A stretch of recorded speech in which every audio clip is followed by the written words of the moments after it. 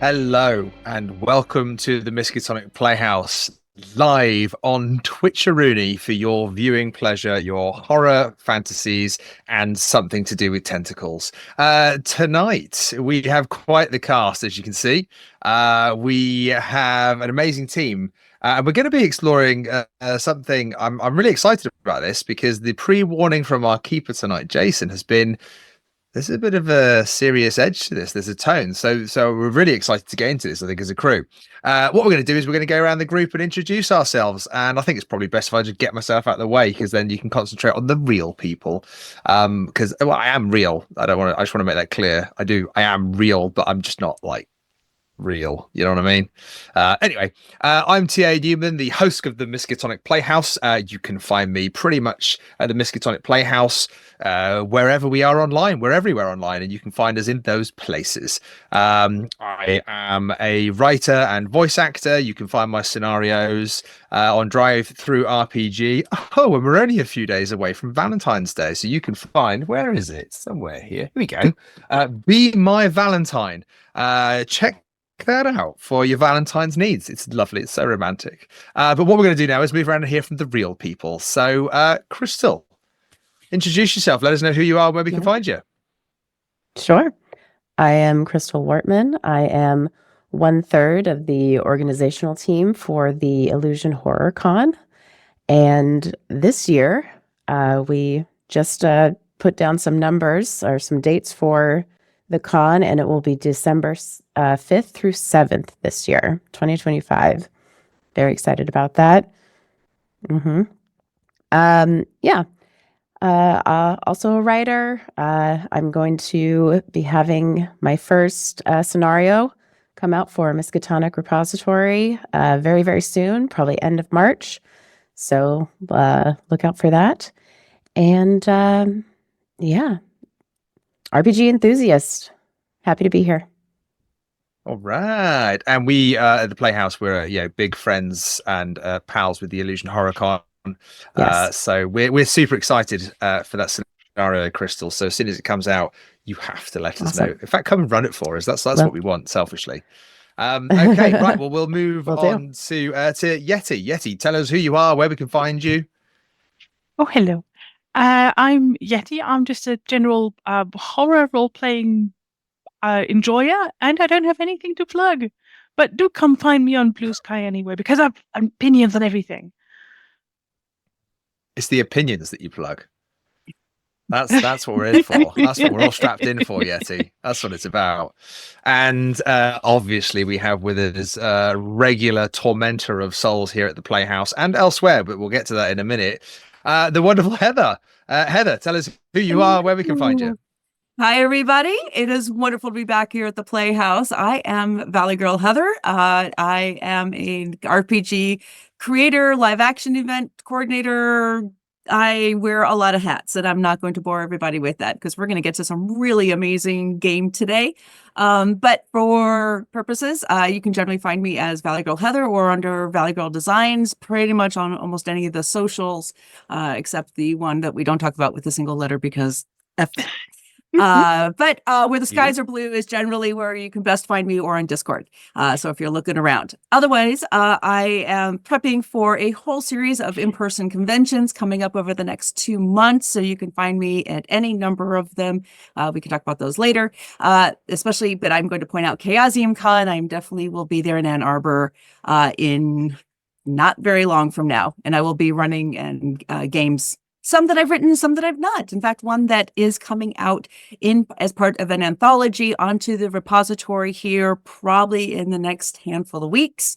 And I've got a couple more in the hopper, so look for me there. I will also be back here at the Playhouse in a couple of capacities, generally in the keeper chair.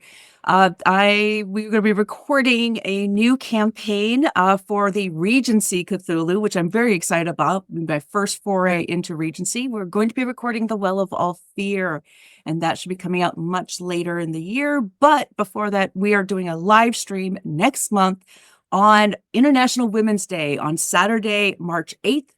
And that is going to be right here at the Playhouse. So please come and join an amazing group of ladies. It is all we have from behind the scenes and in front of the camera, all of us, and we are looking forward to providing some amazing horror just for you. Amazing. I told you she's everywhere.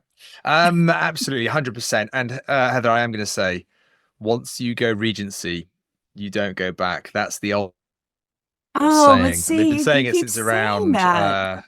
I'm going to argue on the about pulp Cthulhu, though. 1811. They've been saying it since about then. Yeah, we're going to fight on that Okay, one. nice. We're going to throw down. We'll throw down. Let's roll for it. No. And last and most definitely not least is my old pal. In fact, actually, Jayson, we're gonna hopefully the two of us will be with a few of our other pals. We'll be at the UK Chaosium Con, which is the first Chaosium Con in the UK. So we're super excited about that and to tell you kind of the plans and things that will be going ahead there. But tonight, our keeper is the wonderful Jayson from Lightless Beacons. So, Jayson, who are you and where can we find you? That's a very good question that I ask myself every day.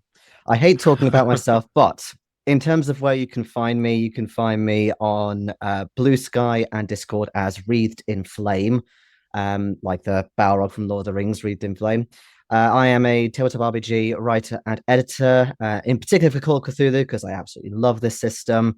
I'm also hoping to get a few scenarios out this year, a bit like Double Decker Boss timetables over here. There's nothing for years, and then suddenly a load. So I'm hoping to run a couple at Chaosium Con if they're ready, and I've also got a couple more coming up a bit later on in the year. So watch this space. But yeah, I'm here tonight with the Playhouse, taking a break from Lightless Beacons. But if you want to listen to Lightless Beacons, please listen to us. Then we are at acast.com/Lightless Beacons. We also broadcast on all your favorite podcasting platforms, Spotify, Apple, etc. And we also have a Discord. I know a lot of people here as well, at least know who we are, which is amazing. But yeah, I think it's time to get in to Lights in the Trees by Doc Tracey. Yeah. Let's go. Welcome to the jungle. So, the war is over. You are all US Army veterans. Having served time in Vietnam, you're trauma bonded to each other from your shared experiences. To start, before I get into the kind of exposition of things, I'm going to ask you all a few questions so we can learn a bit more about your characters and also get a bit of agency and also gel the group together because you do all know each other in part at least. So firstly, and I'll go around the table with this one because it's a question for all of you. So to start with, let's go with Padre. What was your relationship to your commanding officer, Lieutenant Colonel Weber? Weber was a gruff, very harsh leader, at least in his voice and the way he talked to you. He almost always smoked a cigar as well, so quite a lot of his face would be obscured at times. Well, Weber, at first, he was a tough man, and when we were out there and we were fighting,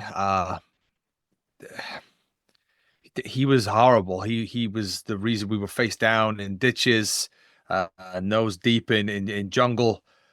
But when I realized the God has a purpose, for all of us, I realized he was the way he was because God made him that way. And my experience in that war, coming out alive like I did, it wouldn't have been like that if he wasn't there to test me. He was a test. He was a test for all of us in the platoon. A very interesting way of looking at it. But he was a horrible man. I mean, he was an absolute prick. Perhaps to you, but maybe not to everyone. How about you, Eugene, the kid? What was your relationship with him? Well, he reminded me a lot of my father, actually.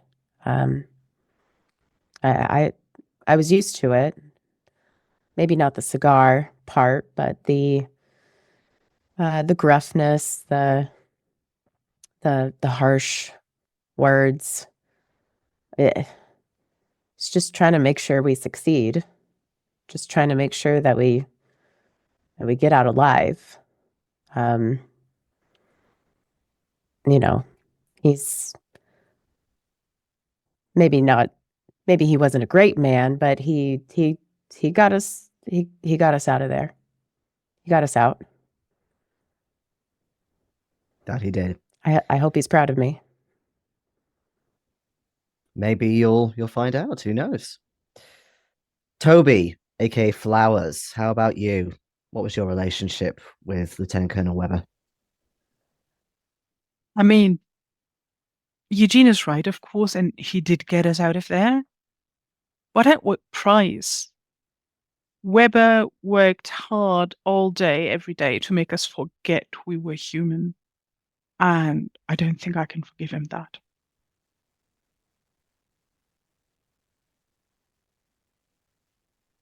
Okay. And Dutch? We were both there to do a job. We were sent there. We were there to serve our country. We went to do what had to be done. And in the end, did it really fucking matter? I don't know. He was a prick. He was an ass, but that's what he had to do. The job wasn't there. We weren't there to make friends. We were there to do what our government sent us there to do. Because that was our fucking patriotic duty. I don't give a shit about him. We made it out alive. Whatever that means. I'm sure we'll find out soon. Okay, now for a couple of individual questions. I'm going to go in reverse order now. So I'm going to start back with Dutch. Dutch, how did Flowers save your life? We got into shit, we shouldn't have been there. Some one rice paddy looking pretty much the same as the next. It was supposed to be clear. We were just supposed to be moving from point A to point B. They didn't see him. I didn't see him. Wasn't even looking. Talking and thinking about home. That's what gets you killed. It almost got me killed. Got pinned down on a firefight that we never saw coming. Lost some good men that way. We gave it back as much as we can, but I got hit in the shoulder. Almost couldn't use my arm. You ever try firing a gun with some of that recoil on a hand that's not used to firing? It's not as easy as they make it look in the movies. If it hadn't been for Flowers throwing me down, dropping me out, I don't know. I kind of blacked out. He said I started going off, hollering and yipping. I don't fucking remember. But I guess he knocked my ass down just before a bullet almost took out my skull. I don't know. Maybe I was ready to die, but Flowers didn't let me. Suppose I should be thanking him for it. Don't mention it, man. Anybody would have done the same. And speaking of Flowers, why do you feel protective over the kid? I mean, I guess for the same reason we all do. He's just, I mean, even after all this, look at him. He's just so innocent. You don't think he's been there and killed people with his bare hands, and he shouldn't have had to. He's just the sweetest little thing, and he always reminds me what we went there for, and when I can't find anything that reminds me that there's good in the world, he always does. Awesome. Kid, why is Padre your closest friend? Well, yeah, he's he talks a lot about the God stuff, and it it's sometimes good, sometimes not, but yeah, I don't know. I just felt a instant bond when we got there. We were drafted at the same time. And, you know, I remember he immediately gave me a smile. The first time I saw him, I don't even remember where it was, but he just smiled at me and nodded, and I don't know, that was it. He just started talking to him, and yeah, now we're friends. At least he's That's my sometimes friend. how it goes. Absolutely. And Padre, what guidance did Dutch give you when God wouldn't answer? Well, God's busy. God doesn't always have to answer. I mean, there's a lot going on, and when there's a war going on, then there's a lot of people asking for help. Dutch kind of gives the kind of guidance, support network that you might give a a football team. Get back in there, get your head down, yeah, get the job done. Dutch, yeah, he's kind of like a coach. Uh, I guess, that's what God had in store for him. Brilliant. Okay. So now we've done that, we are going to open the scenario with a little flashback to 1969. It is sunrise. You're all sitting in a Huey helicopter. The rotor thrums all around you, and amidst this din, you hear the Doors playing from somewhere. In the distance, you can see out against the orange glow of the horizon is the dense tree line of Vietnam. All of you are wearing the uniform of the 5th Battalion, and you're all brandishing, or at least resting on your lap, a standard issue M16 rifle. Sitting near you, with his back to the cockpit, is your CO, Lieutenant Colonel Weber. Once again, his face heavily obscured by cigar smoke and shadow. Alongside you, this is quite a big Huey, are all other members of your platoon. You've got your direct superior, Sergeant Brewer, sitting nearby. And you also have your medic and your chaplain. So as you fly towards the drop, let's take a moment, tell me, and also the listeners, the audience, what you look like, and also if you have any special adornments on your uniforms.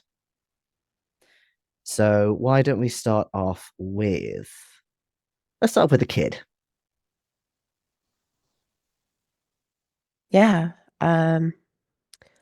I am, well, I suppose in this flashback, I am 17, going on 18. I told everybody I was 18. I have bright eyes, bright blue eyes, the crew cut. And I mean, I tell everybody I'm 18, but I look pretty young. I played sports in school, but still a little scrawny, a little small, smaller than the rest of my platoon mates, but yeah. And on my uniform, I have just have a gold money clip. It's nothing on it, just blank, but yeah, keep it on me. Okay. And Padre? Padre, he's got quite thick glasses, almost like kind of bottle caps. You know, they're big, thick glasses. So if you, depending on what angle you catch him at, it's quite hard to see what he's looking at. But when he is, when you do catch it, you can see that he kind of has, he's got a sense of awareness to him. You know, he's got like not wider than usual for, but he's got wide eyes. He's taking it all in. I think the bottle caps can exaggerate that as well. But he almost looks like a lot of the time that he's staring at things. So when, he might be kind of looking at another soldier's uniform or something like that, or looking out at the helicopter, the Huey, looking at his gun, it can often appear that he's kind of like staring really intently because of the glasses. And am I right, Keeper, in thinking at this time that some of the character traits haven't yet happened or haven't yet come around? So the only recognizable symbols on him or anything like that is that he's got like a New York Yankees kind of badge up on his shoulder that every now and then, whenever they're about to go in, he kind of like gives it a rub. That's his lucky charm. Nice. Okay, and flowers. Yeah, I'm fairly young looking too. I'm tall and a bit lanky. I've only been 18 for a few months at this point, and you'll see me playing with a silver cigarette lighter that was a present for my birthday. It's an heirloom, actually. It used to be my grandpa's, and whenever I've got a moment where I don't have my hands busy, I'll start playing with it. It's gorgeous. There's like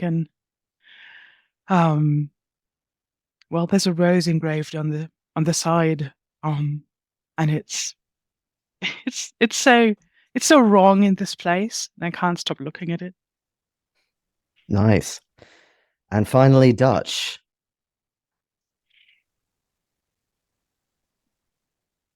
Dutch looks like he could be some kind of elder poster boy for the military. The high and tight, the brawny, but definitely has been around the block a few times. Being in his very early 30s, you can almost see a bit of the gray from experience. It's not always the age, it's also the mileage, and there's been a lot of mileage on these bones. Very square set jaw. A lot of times he'll chew down whatever nub of a cigar that he's got left over from the few opportunities they get to go into town, into any kind of civilization, and he can acquire it. He's got a baseball card tucked into the rim of his helmet, the strap of it. He's got a lighter on one side and a baseball card on the other.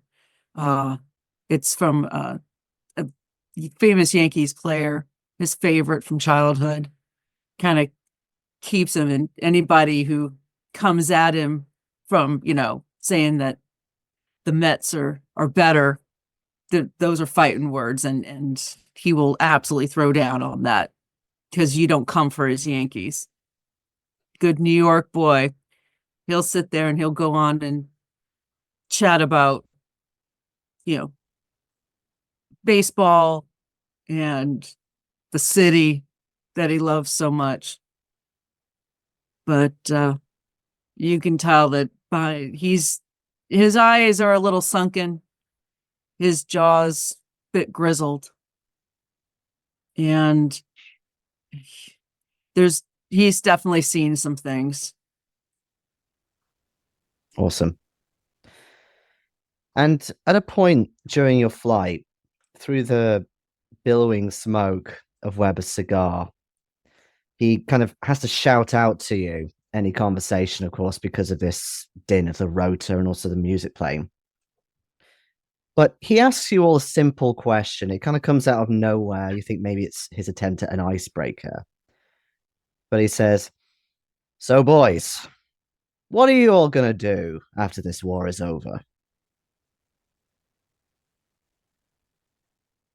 I'm going to Dodger Stadium. I am going to buy me my weight in hot dogs and Cracker Jack. And I am going to sit there with my beer in my hand, the dog in the other, and I am going to cheer on my boys of summer.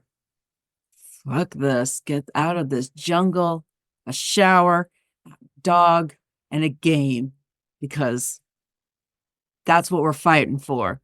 Keep all that free. Amen, He gives you Dutch. a very modest nod. He barely ever displayed any emotion to you, but he does say to you, "Fair play, soldier. We'll get you home."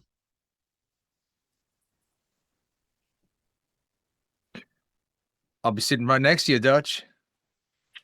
I'm gonna be sitting there, dog in hand, get us them season tickets. What the fuck? Yeah, after everything we done here, we due some season tickets, huh? Hell I'm yeah. gonna find the future Mrs. Morse. Get a little place, get a little dog, get some little people. Yeah, it's gonna be great. Get a job down the docks or something like my dad. Yeah, be great. We'll see, son. We'll see. Little Padres running around. I can see it now, man.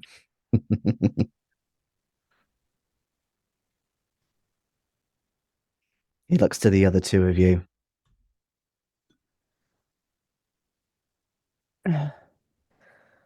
Oh, well, game might be fun, but I really just want to see my mom again. Maybe take her to dinner and, look my dad in the eyes and give him a handshake. And, yeah, I don't know, have family dinner. I'm not very good at this, Sergeant. Sorry. I mean, all of the above, and maybe even go back to school or something. Yeah, there's so much out there for us. If you do call Lieutenant Colonel Sergeant, you think that he Colonel. does sort of suck his cigar a little bit. But at the moment he's Colonel. keeping professional. Sorry. Colonel. Yeah. Colonel. I get you new here, kid. When the kid calls him Sergeant, I'm going to turn my bottle cap glasses and just look, and it's like the most intense stare that's not meant to be intense, but it's just like, whoa, you just called him Sergeant. The actual Sergeant Brewer as well, you see that his head's in his hands a little bit. But he says, "I get it, kid. You're nervous. I know you all are. But we'll do what we came here to do and get you home." And the conversation tapers off, especially after that slightly awkward exchange. Time passes. The thrum of the rotors, it kind of becomes habitual in your mind. You're kind of getting used to it, but it's eventually joined by a bit of a droning buzz as the Huey starts to descend towards a military encampment near the tree line. You see beneath you soldiers slowly walk around the perimeter of tents. There's, dappled with trucks, wooden crates, etc. But all of you can't help but notice, as you lower further, small but distinct bright lights near the trees. Flashlights or similar, you think, that kind of size. But as you stare at these lights, their outlines blur and flatten, and the surrounding dawn in the sky darkens tonight. A New York cab cuts across your vision, splashing through a puddle, causing the reflection of the streetlights you're staring at to distort for a moment. The ambient noise of the jungle has faded to the sound of pattering rain as you come out of your flashback and into the urban jungle of 1975 New York. You're currently standing opposite the entrance to the Angel Share Bar in Greenwich Village. This is the place where you've all been told to meet your old sergeant, Brewer, who's gotten in contact with you. You can't help but run through his words in your mind as you cross the street, get out of the rain, you enter through a deep crimson door at the bottom of a small set of stairs. And I'm going to show you that handout now. If we can have handout 1, please, Steve.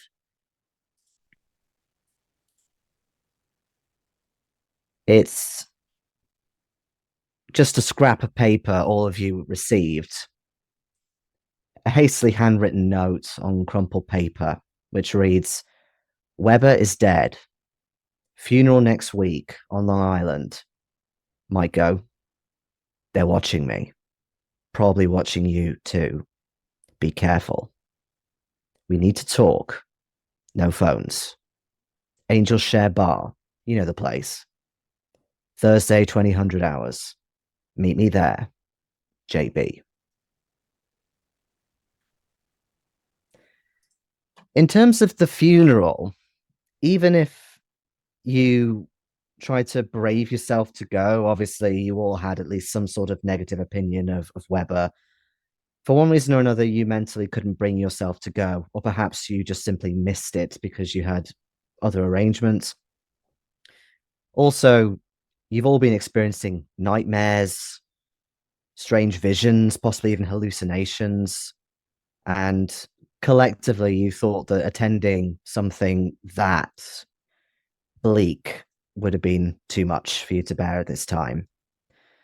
So as you come into the Angel Share Bar, this is actually the first time all 4 of you have met each other since the war, and your sergeant. So there is a feeling of reunion to this almost. But anyhow, you get inside out of the rain. You might have actually been here before or not. Whether you have or not is up to you. But inside the bar is dingy. Furniture screaming with neglect and overuse. There's bits of fabric torn off cushions, etc. There's odors of tobacco and marijuana as well that permeate above. And a handful of fellow veterans seeking solace here. You see them enjoying their beverages at the counter alone. Behind the counter is the barman. Everyone calls him Mo. His actual name is Maurice Kozlowski. He's idly polishing a dirty glass with a tattered bar rag. He's an older guy. You assume he was too old to join you in Nam, but he would have definitely been a World War II veteran. In any case, he bears a prominent scar on his left hand, so he's obviously been in the war somewhere. So, just to clarify, have any of you drunk here before? Again, completely optional. But if you have, let me know.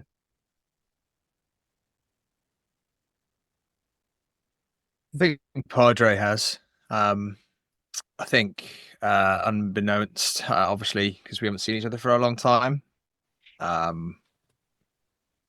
Padre has become quite fond of a drink, especially in vets bars where he can go and talk to other vets and he can offer support and he can be someone for people to listen to, and he listens. He just listens and listens and listens.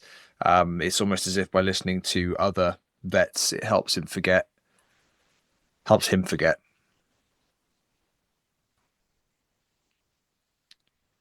Awesome. Well, Mo greets you by name. Padre, good to see you again, sir. Oh, hey, Mo. Will it be today? Yeah. Same. On the rocks, whiskey. Coming up. What about for your friends? The guy is Make that Mo, 2. that's 2. Well, Coming make up. it 4.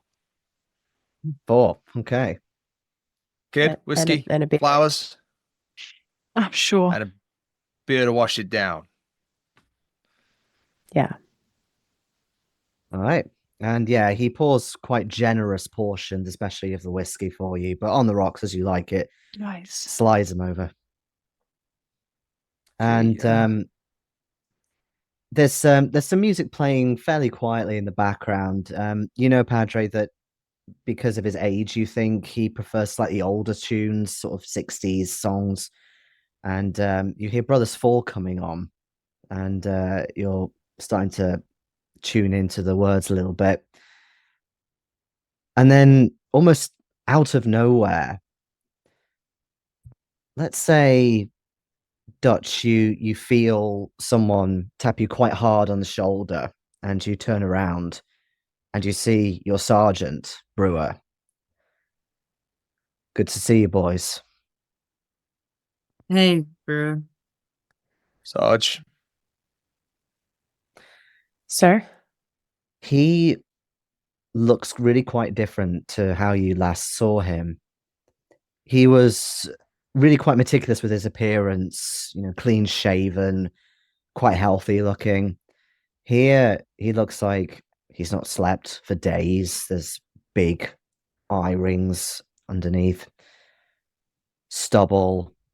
His eyes are wide. There's obvious paranoia. You can see that they're darting around. They're not really fixing on anyone's gaze for a bit. But anyway, he gets himself a drink as well. And he says, "This way. I've got us a table." All right, thanks, sir. Yeah. What's going on, Sarge? What's the point of bringing all of us out here? By the way, you look like shit.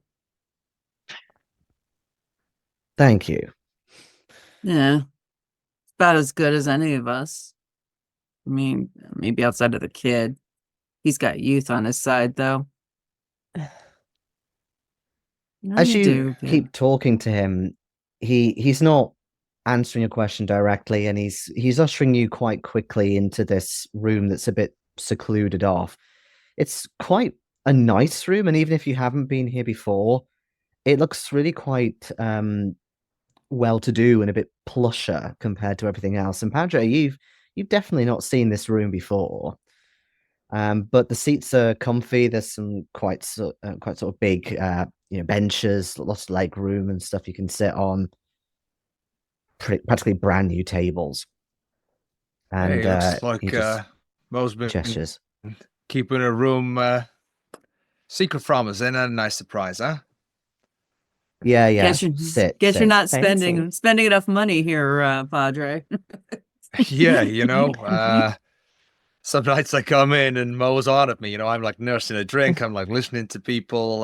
Sarge, I've been listening to people who struggle, maybe, being back home. I'm kind of saying that obviously because I'm looking at him and he looks like he is really struggling. So yeah, just catching up with any vets, really. We're all brothers in arms, Well, I've never seen this room before either. Apparently it's new, but in any case, I like it. It's secluded, it's out of the way. People can't hear us.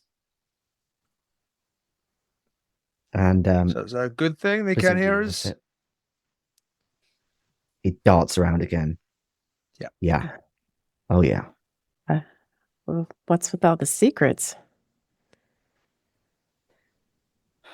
That's what I ask myself every day now. You've been having nightmares recently? Not just flashbacks, but proper nasty shit. Well, what's that got to do with anything? I mean, Just answer the question. I'm trying to confide in you, Dutch. talking about feelings. Fuck, that's what my doctor at the VA wanted to do. Yeah, so what? So we're having look at the shit that we saw. Why wouldn't we? Yeah, well, this is different. Do any of you remember a spec up that we did with What? a package We had to deliver a package. And none of you really recall anything like this. Hey, Sarge, you sure you're thinking of the right troops? Yeah, that I am. No. You were all there. I'm sure of it, for definite. We did took we them all to the bump spot. our heads? I don't know. This is what I'm trying to find out. I don't really remember much about it either, but what I do remember is there was this mist, a strange pink mist that came out of the crate or something. Oh, And you were definitely there with me. I remember. And Look, guys, this has to be some inside operation. Sarge, you know how this sounds. You're asking us to remember something that you kind of remember that none of us remember. Shit. You really don't remember, do you? Dutch throws his drink back and just They got you like good. farumphs. They got you Let's say, good. hey, Sarge, talk at us. Tell us. We might. I'm kind of like nodding at the others. It might help to talk. Yeah. You know. I mean, there's a lot of mist stuff around. Yeah. Different Don't remember colors. the pink mist. Yeah. Just Yeah, green. yeah, but green. I know. This was different though. This was a strange pink stuff, and we all breathed it in. That's why you can't remember stuff. That's why my memory is suffering as well.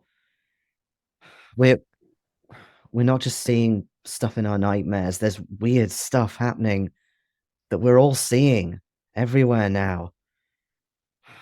Like government experimentation. I mean, look what they dropped. Yeah. They dropped the napalm. We got hit with Agent Orange. You know, I bet in the years to come, a lot of shit is going to come out about all the crap that this fucking government did to us. Pink, orange, green, whatever the hell it was. God, they probably slipped shit in our drugs and everything else that we had there. I don't want to fucking remember. Hey, I agree with you, Dutch. Amount of shit that was going on there. I mean, you should to fucking take 2 steps and you'd step into some kind of government bullshit. But Sarge, I don't think we remember being on a spec ops mission. That's something that I feel like we'd remember because that's big, yeah, you know. Of course, it was important. It was different. It was given to us without any warning. But you must have seen faces in windows, right? Since coming home, shadows following you of maybe people Padre you goes killed. white and sits back. Sarge, literally just kind of like sits back. You seen anybody at the VA for this shit? Of course, I've seen people at the VA. They've given me pills, and he actually reaches into his pocket and he gets out a little bottle of pills. The label is mostly scratched off, and he actually opens one and pops one in his mouth. But you can see that it's kind of weird. They're an assortment of red and blue pills in the same bottle. This is what they gave me, and they do help a little, but they just keep coming. They just keep coming, and it's getting so bad. I've got to find out what they've done to us. Don't you want to know? I mean, they called it shell shock, didn't they? Like it's what happens. What happens when you come back and you see all that stuff, you know? I mean, everybody sees shadows when they've seen what we've seen. I mean, I stepped on a frickin' landmine, for God's sakes. Of course I don't remember much. You know? He turns away slightly and screws his face up as he realizes that at least the majority of you don't really believe him. But he reaches again into his pocket and he unfolds an old photo and he almost slams it on the table in front of you all. And you can see that it's it's all of you together. There's a few other people in there, but he points specifically at one person who you don't recognize, who's another soldier that's standing there with you. And he looks at you and says, "Who's that then? Who is he?" What, that guy? Yeah. I don't Couldn't have been- remember that guy. Couldn't have been with Oh, us that's- long. I don't remember. Surely it's I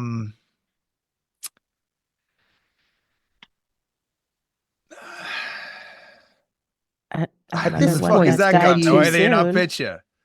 If you want to try and jog your memory, you can all make me int rolls. All right. Okay.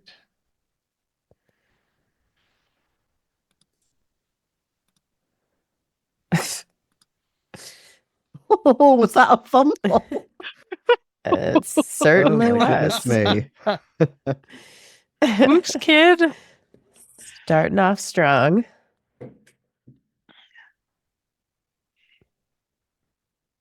No, your regular's 55. It's not. It's not. Sorry, Oh, yeah, it's 100. It that's- is 100. Yeah. Sorry, Okay, you gotta that have fun with that. is. Your head I'm explodes having all over the technical picture. difficulties. Does not want to work. Come on. Oh, Does a fumble count as technical 104. difficulties? That's worse than a fumble. Oh, totally. Totally. There we go. Oh, there you go, Oh. Dutch. That's nice. There we okay. go. Double Traumatized. Dutch. 2 regulars. Okay, very good, and 1 fumble, of course. Okay. So, those of you who got regular successes,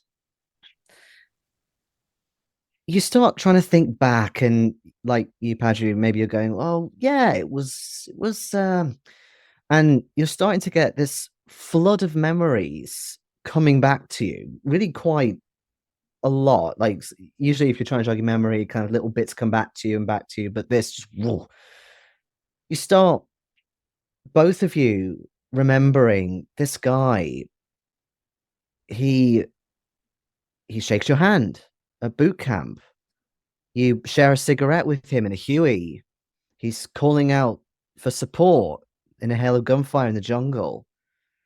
And they're coming at you so fast that to start with, they feel really alien and familiar. But then as they slowly settle in, they become a bit more concrete.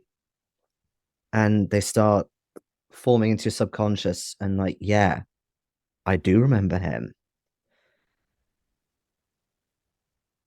Can both of you roll me sanity, please? Oh. Can I ask a question, Keeper? Mm-hmm. Is the face on the picture of this guy the face that I see? Or don't I know? Ooh, that's a good question. I'm going to say no, it isn't. Okay. Success on the sanity roll. Just Oh. 68 under 70. Okay. No worries. Nope, that's a failure.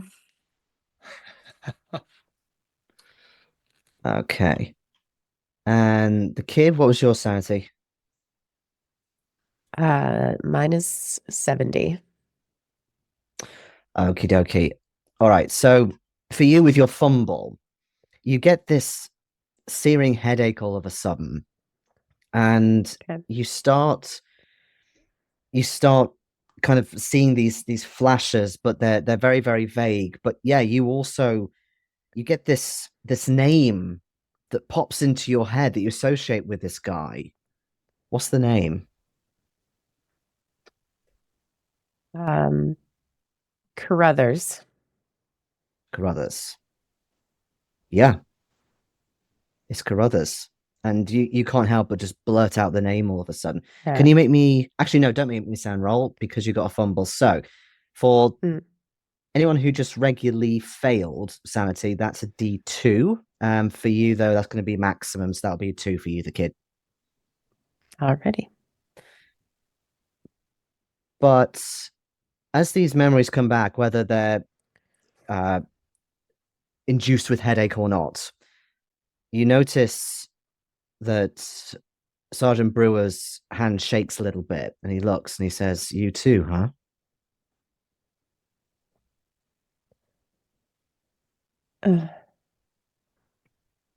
It's just getting headaches now. Yeah, Carruthers though. Yeah. That's him.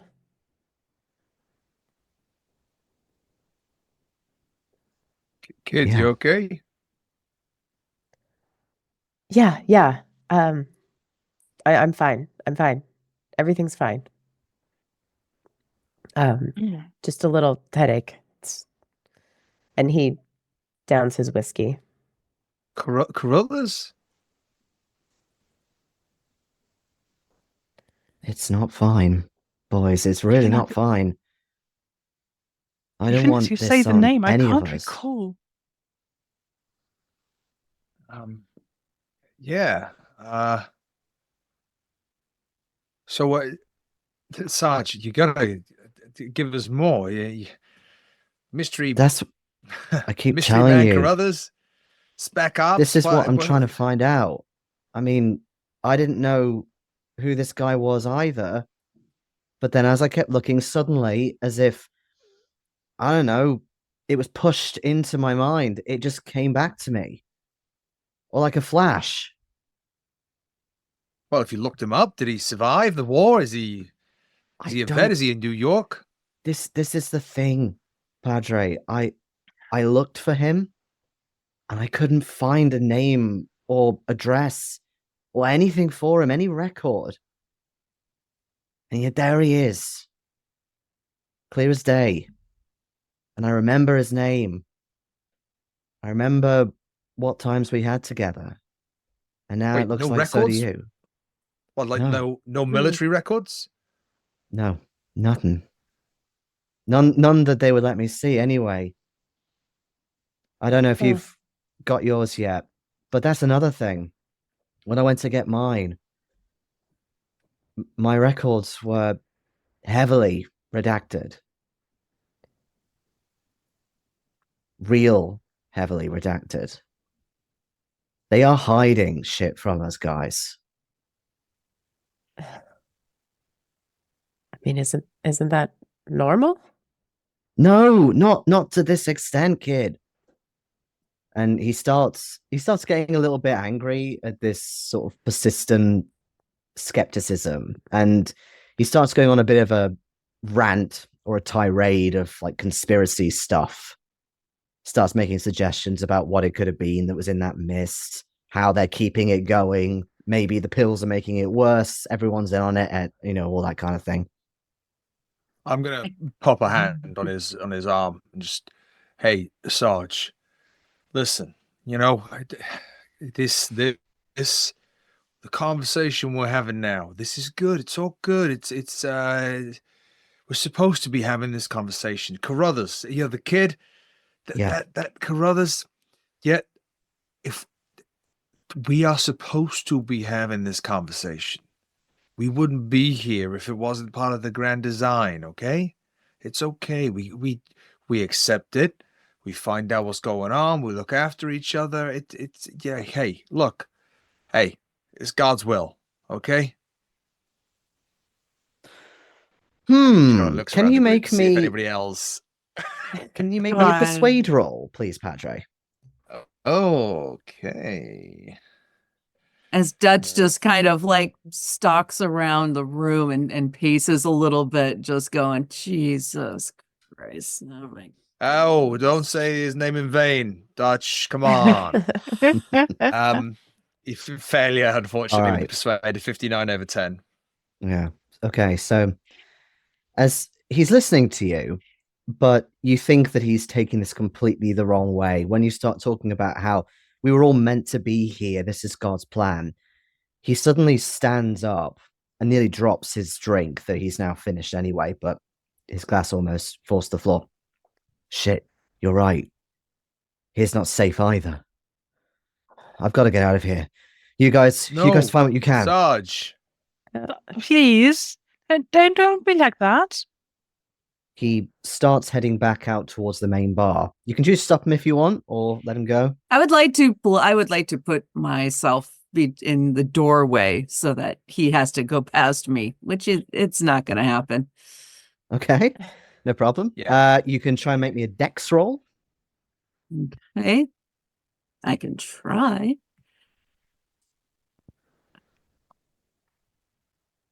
Oh, And I Ooh, can no. fail. Okay, no worries. But still, you do I'm gonna manage give to... it the old college try, Push. but Push the roll. Yeah. Push the roll.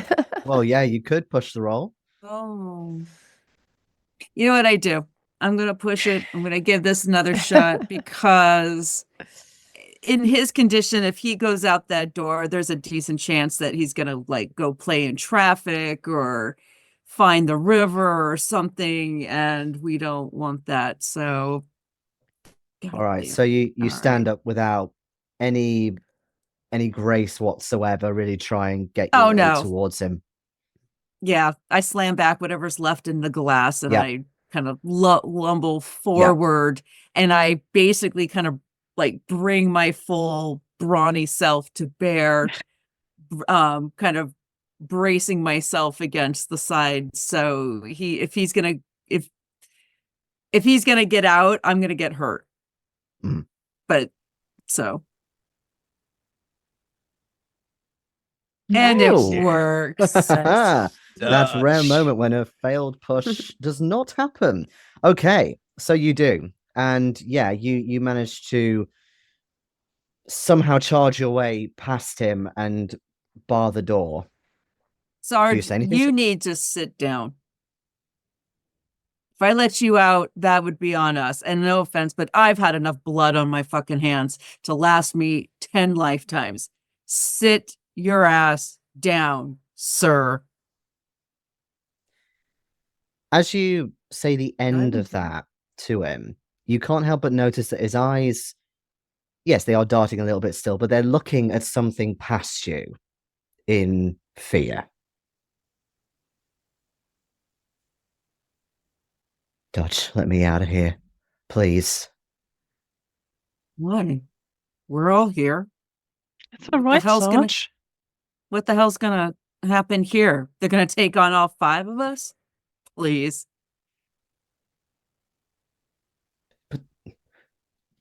Look behind you, Dutch. Look at what's happened. Oh. Yeah, you know what's happened? I'm out of booze. And I will turn around with the full intent of like motioning to Mo to like go get a bottle. Okay, that's one way to do it. Okay, as you turn around and yeah, you motion to get a bottle of whatever it is you want, you suddenly notice that things look a bit different in the bar. Unfamiliar, in fact. And those of you still seated in your little room, you can also see this to an effect. But yeah, from where you are, Dutch, obviously you can see everything. It's clean. The seats are polished, leather stools as well, all really quite nice. There's no graffiti on the brick walls anymore. And one thing else, though, that just makes you a little worried is the veterans that were sitting drinking have all disappeared. Is there anybody in the bar? Do I see? I mean, Mo do is I still see there. anybody? Mo's still Is there, Mo still there? but none of the patrons are there. Okay. But Is also, Mo the same? Mo is the same, yeah. But looking back, you notice that the room that you're sitting in, this room that you're sure was brand new or wasn't here, it almost seems to match the decor now of the rest of the bar. Could I have sanity rolls from everyone, please? This Yeah. is going to be a sanity grinder. Oh, yeah. I have a plan should 6 things go 54 south under too 70. quickly. There it Okay. goes. Anyone who fails, take 1 sanity. Those of you who pass, take nothing. Because we're not there yet. When we But see the room change, Padre's gonna nice little cross across his chest. What the hell? Oh, man. What did you order us, Padre? This shit's good. I mean, Hey, Yeah, no, this ain't the drinks. I've been drinking this whiskey here for a while. I ain't never seen this. This is God's work. If you motion towards Mo, Dutch, he just kind of brandishes the bottle to double check. Oh, is this the one? And presumably say yes. Yeah. So, yeah. He brings over 4 more whiskeys. Padre, as soon as you take a sip of this whiskey, it's not the same stuff, but this stuff's really good, like vintage, you think? Or at least a bit more vintage than Hey, you're normally Mo. used to in a dive. Yeah, Padre. Everyone all right? Yeah. You okay? Yeah? Yeah, as good as can be. Yeah. Bar's looking nice. Oh, I know. I mean, it always does, doesn't it? And his whiskey, this is step up, is a special occasion or something? I'm I not don't going to know, be able same to as you normally have. afford this. Hey, no, kid. It's okay. Where'd everybody go, Mo? All the guys. He looks around a little confused and he says, well, it's still early yet. You're the first lot in here. We're the first ones in here. Yeah. I mean, it normally gets a bit busier after dinner. Yeah. Okay. I Anything think I else you whispered guys to the need? group. I whispered to the group, has somebody spiked our drink, like slipped something in our drinks? I look over to Padre. You know him. Padre, Slipping. Hey, no, Mo, it's not Mo's style. He's not. He's a good guy. He cares about the community. You know, he cares about the vets. Padre, He's not as you're- slipping stuff on the side to us then. No. You brandish this glass, Padre, and whether you take a sip or not, as the taste kind of gets the back of your mouth, it becomes familiar to you. Oh yeah, of course you've had this before. It's your normal tipple. Yeah, no, it's good. It's good stuff. It's what I normally drink when I come in here. It's got a nice kind of bit of oak in there. You know, good barrels. That's not bad. Definitely better than the wild turkey I've been slinging back lately. A wild turkey. Ugh. At this Is point, Sarge? Hmm. Sorry, Keeper. I was just gonna say, how is Sarge? Is he freaking out in this? he is, yeah. He's been trying to keep quiet in Mo's presence and not kind of blurt out verbally, but he's looking, he's really perspiring and shaking, and he's just keeps looking towards the door as if trying to work out a good opportune time for an exit. Yeah, I'm not moving. When he sees you not moving, he bolts. Towards me? He's gonna charge. No, as in out of the door. Oh. Whoa, it's Sarge! Sarge! Hey! Oh, shit. We don't need two Oh, it came funerals out to here go to. for- God damn it, Sarge. Has this been happening to him this whole time? It looks like he's really gone down the rabbit hole. It's too bad. Well, It's not the first whatever one I know rabbit to hole lose he's his going mind. down. Dutch, What? we're going down the same rabbit hole. Have you noticed the Yeah. stuff that's happening?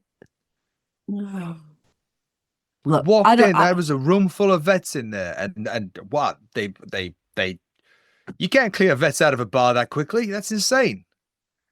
yeah. You Well, saw them, right? Who knows? We've been in here talking. They get up and go.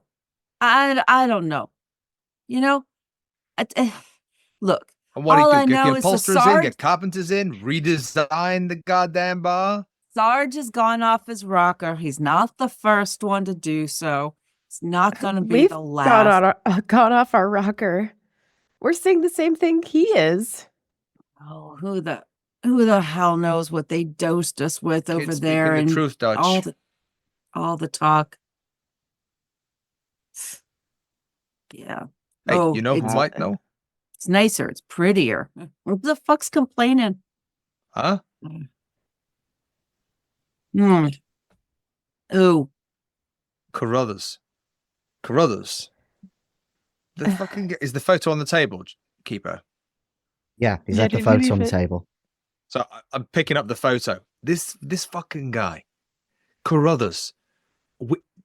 I mean, there is no reason why we should not know him, but then we kind of know him, and like a boot camp. I remember shaking his hand, but until we saw the Sarge, this guy was a fucking ghost. So what? We go find this Carruthers? You're damn right, Dutch. This is falling in our lap for a reason. There is a plan. There is a grand design, and this does not fall in your lap, Dutch. And then you say, "I'm going back to the stadium," or "I'm going back to the sofa." You're meant for more, Dutch. At the This is it. mention, at the Padre's mention of the couch, you see Dutch's face kind of harden, like, fine. You're right. What the fuck else we got to do? Go back to the Right. How are we Fine, supposed I'm to in. find him? The Sarge has been trying. He said he has no records. Okay. Well, maybe. Look, we're gonna be going to Weber's funeral, right? So it might well be other people from the platoon. They're at the funeral. To clarify, sorry to stop you, but the funeral's already happened, but none of you went. Right. It happened Okay, about a my week bad. ago, let's say. When we didn't go to Weber's funeral, so we can't ask the people at the funeral. But we got the photo. We got these people. Let's talk to them. Let's see who knock on some doors. Yeah, I mean, we have an idea of who might have gone to Weber's wedding, right? We probably know some other people. Is there any writing on the back of the photo? No. Damn. Well, where do we start? We start with Weber, I guess. So, With Weber He being also said we can dead. get our own files, What do you think he Files. died of? records. oh, that's true. Guilt. He did not have enough questions to die of guilt, trust me. We Probably could, cancer. With him That would dead, figure. Yeah. I say we as I could- drag we on my could go cigarette. around his place. We could dig around. Weber was the lieutenant colonel. We could. He's gonna have records that maybe the military office doesn't have. His own personal records, maybe. I sure, if we probably had a wife, right? Probably talk to her. Yeah, she probably doesn't want any of that old crap. Doesn't mean anything to her.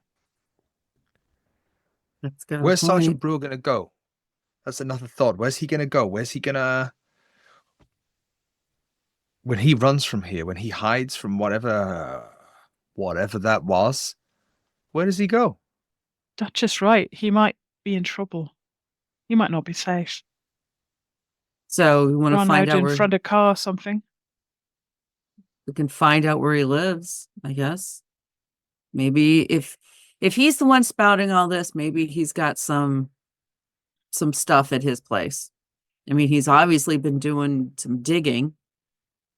So he probably has a bunch of stuff at his place. All those crazies usually have. Don't they have like those big walls, like with all the information, with all the, Yeah, you know, in the newspapers up on the movies, and they wall have and all the Yeah. string and everything. That's what they have in the movies. I'd say we hit up Sarge's place. See what's start there. with Brewer. Check on him. Okay, Okay. start with Brewer. Okay. No worries. So time's passed a little bit since you've been having a discussion. But the bar, you'll be pleased to know, is the same as it was. Well, it's always been like that, of course. And you exit out of the royal blue door and out into the street. Are you getting train or cab sort of situation to Brewers? Subway, probably. Subway, yeah. Yeah, I ain't got money to burn like that.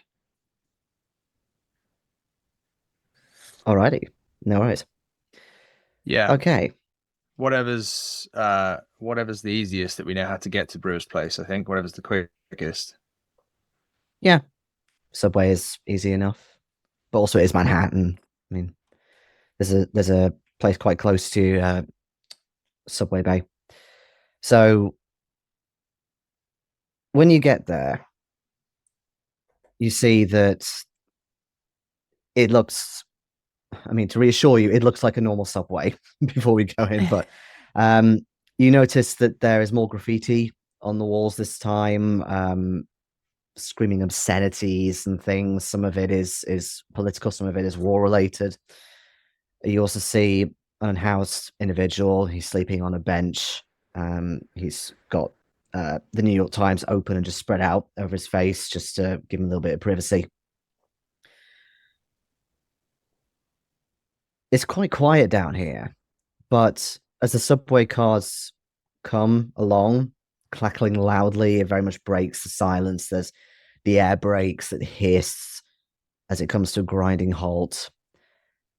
A few more passengers have arrived now, and they get on with you. As usual, the doors open, and you hear a stand clear at the closing doors. There's a malodorous stench of burning oil and rot. And as the train begins to depart for its next stop, the signals in between stations on the walls start blurring together into a single line of light, punctuated by darkness before relenting again. Again, you can't help but fix on these lights. Slowly, they begin to move independently with a force of determination that creates a hypnotic effect. Could I have everyone make me a power roll?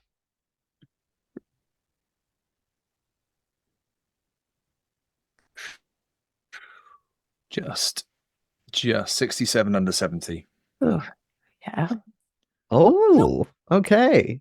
Just the one fail. Oh, Very well. Okay. the electronic dice are against me today.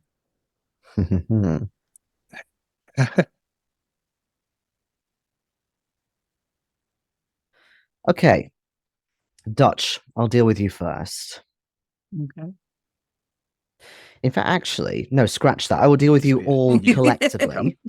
I'll deal with you all collectively, and then different things may happen. They will happen differently. So, Gonna bring down the curve here. all of you cast your minds back as these lights sort of start spinning and going a bit hypnotic to a time back in the war. You're all in a field, quite exposed, not much cover. You're nowhere near the tree line. And you see other soldiers alongside you, Carruthers included. But you notice through the humid air, the hum of insects in the background, that you appear to be on patrol with other members of a platoon. They're wearing American uniforms, but their additional insignia isn't familiar to you. It's not 5th Battalion. You do notice that one of the soldiers also bears a striking resemblance to Brewer. but he has a different tattoo on his arm. And you've never seen a tattoo like that on Brewer's arm. You're all carrying standard issue M16 rifles. And it's nighttime. It's strangely bright. And you notice that this full moon is out.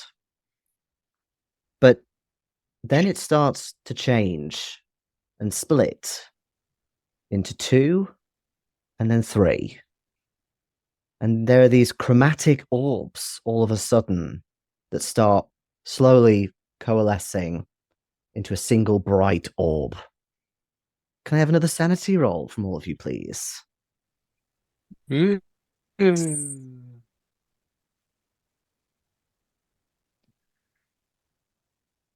Crap, they're here too. Oh, Got it made. That's why I 75 always and sleep 70. with the lights on. If you failed your sanity, that's a D4. If you pass, it's just the 1. What?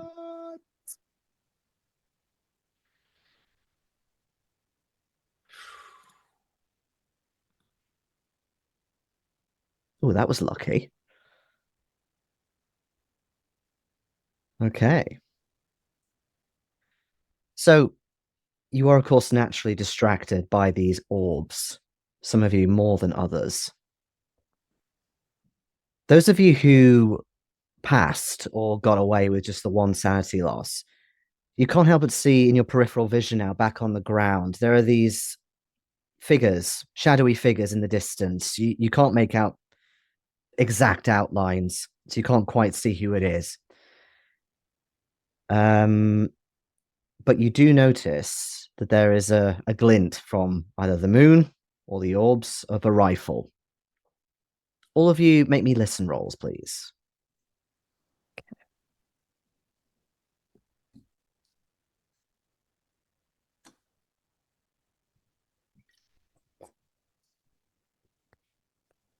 Okay.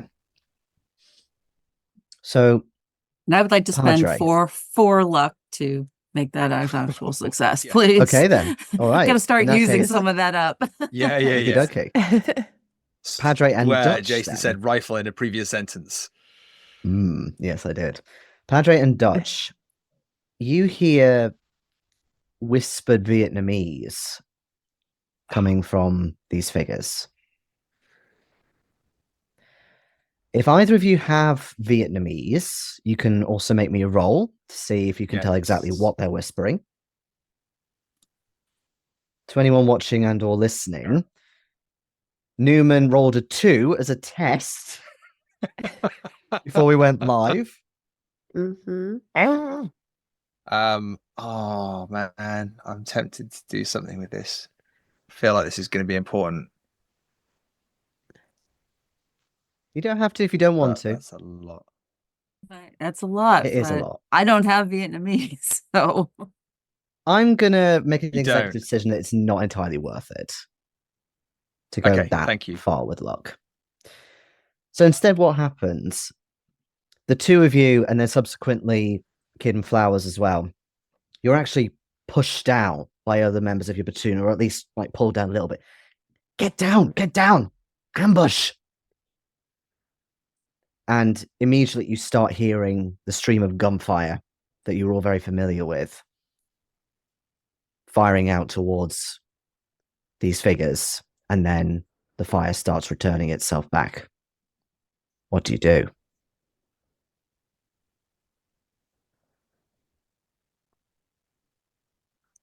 Do we? Are we still in our New York clothes? Are we in platoon clothes? Do we have? You're our in platoon M16s? clothes. You're as you were back in 69. Okay. I'm gonna go into the training that we got. Probably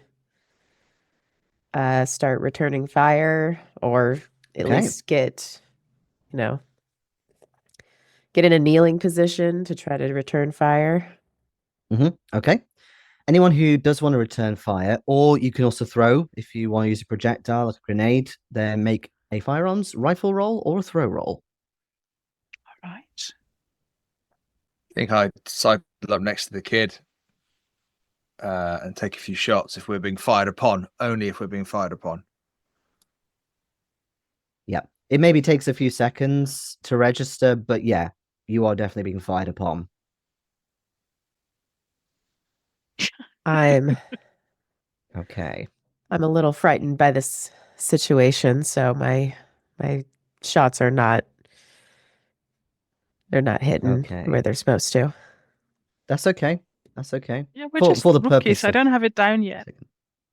Sorry? We're just rookies. I don't have it down yet. I rolled a Aw. 99. True.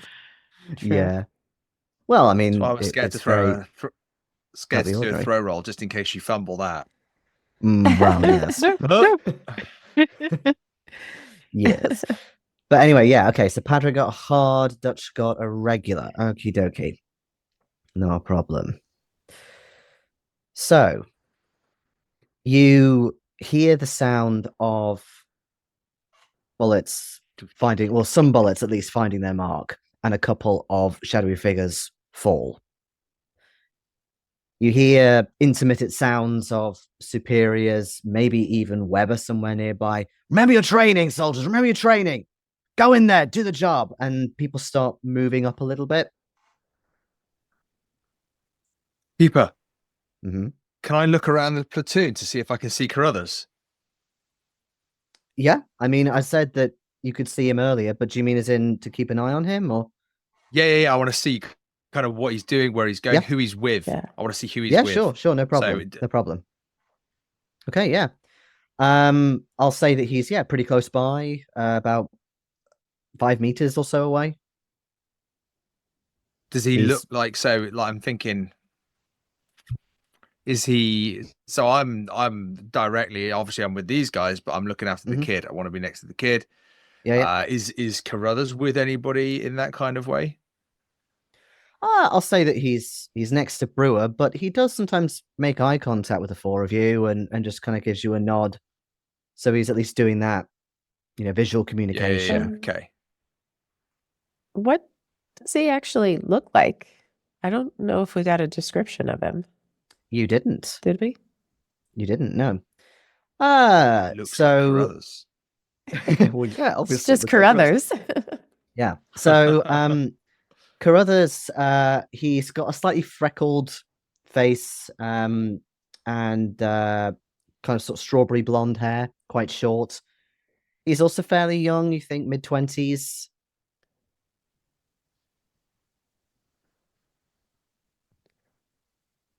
Okay. Okay. Is the firing still happening? Fire's still happening. You're all being kind of moved up a little bit. So presumably you do. Do any of you fire again? There's still Yeah. figures out there. Yeah. Of Yeah. course. I- Okay. Yeah. There's Oh, let's have definitely a get shootout. out of this. Keep shooting.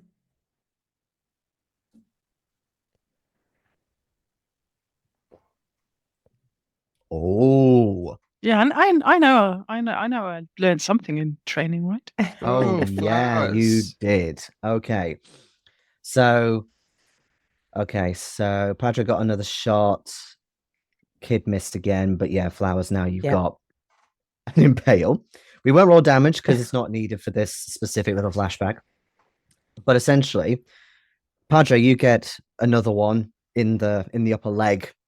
He goes down, and Flowers, you get one square in the eyes. You just see their face for a brief second, illuminated by these orbs that are still in the sky, and then his eyes flick up as the blood comes out, and he falls. At that really square shot, behind him, the others begin to flee. Yes.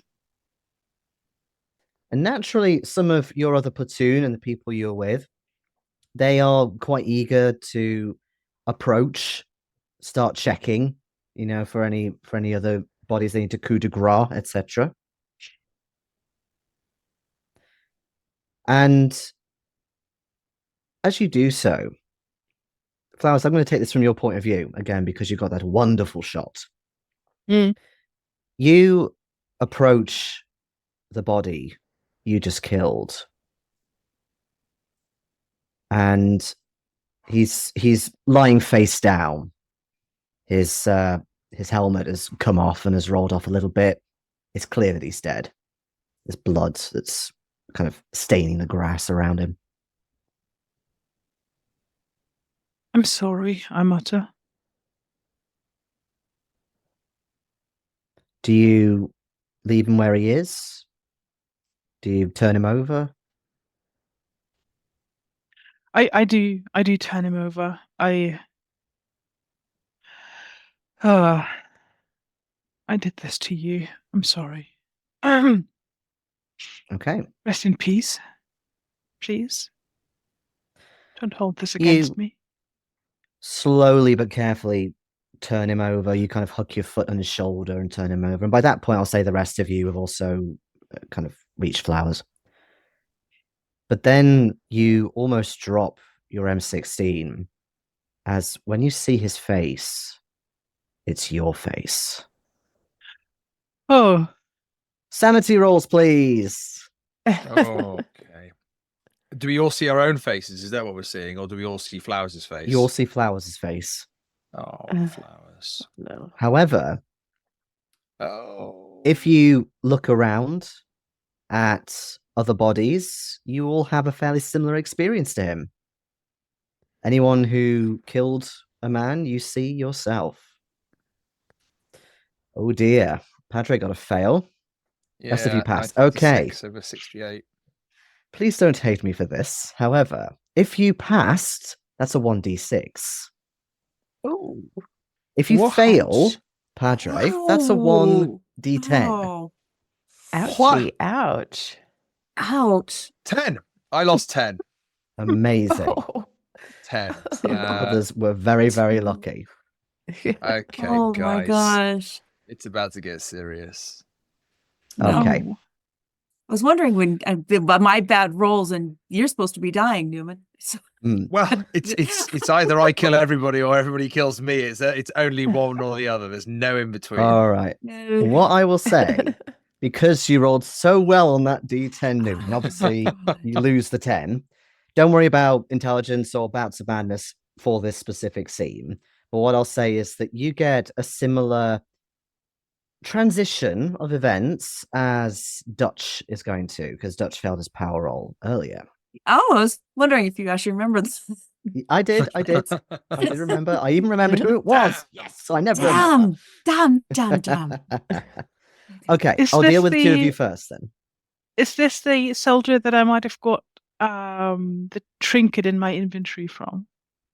If you wanted to be, then absolutely. Yeah, he's wearing a necklace with like a lotus flower pendant, and I'm taking this as Okay. I, close his eyes. All right. Forgive me, So- I'll remember you always. Yeah. You can't help but lay eyes on him for a little longer, but the lights above you become blinding. It's almost like a flashlight's being shone in your eyes to start with, but it intensifies even further. And then it gets to a point where all of you can't even see anything around you. It's just flooding everything, this light. These droning crescendos of buzzing keep getting louder and louder, almost deafening. Must be helicopter blades, but there's just something about them. It just doesn't, there's something else in there. Maybe some underlying harmonics, something like that, but it's too much for you to take all in. So, Padre and Dutch, you feel this pain in your shoulders, almost like you've been shot or impaled, and your head starts spinning a bit and you get dizzy and you fall to the ground. Your eyes are staring up at the sky, and then the sky seems to bleed into this lovely sapphire blue as you realize that you're now on your backs in broad daylight, and you're both on stretchers, rough canvas, metal poles sort of situation. It's really painful, but there's a doctor either side of you. He tries to restrain your arm to make sure you're not moving too much, and he injects a long silver needle into each of you. Oh, There's this burning sensation that rips through you. And then you realize that there's other noises around, like other cries of pain, moans. You see someone with quite a bloody mess on his face as well.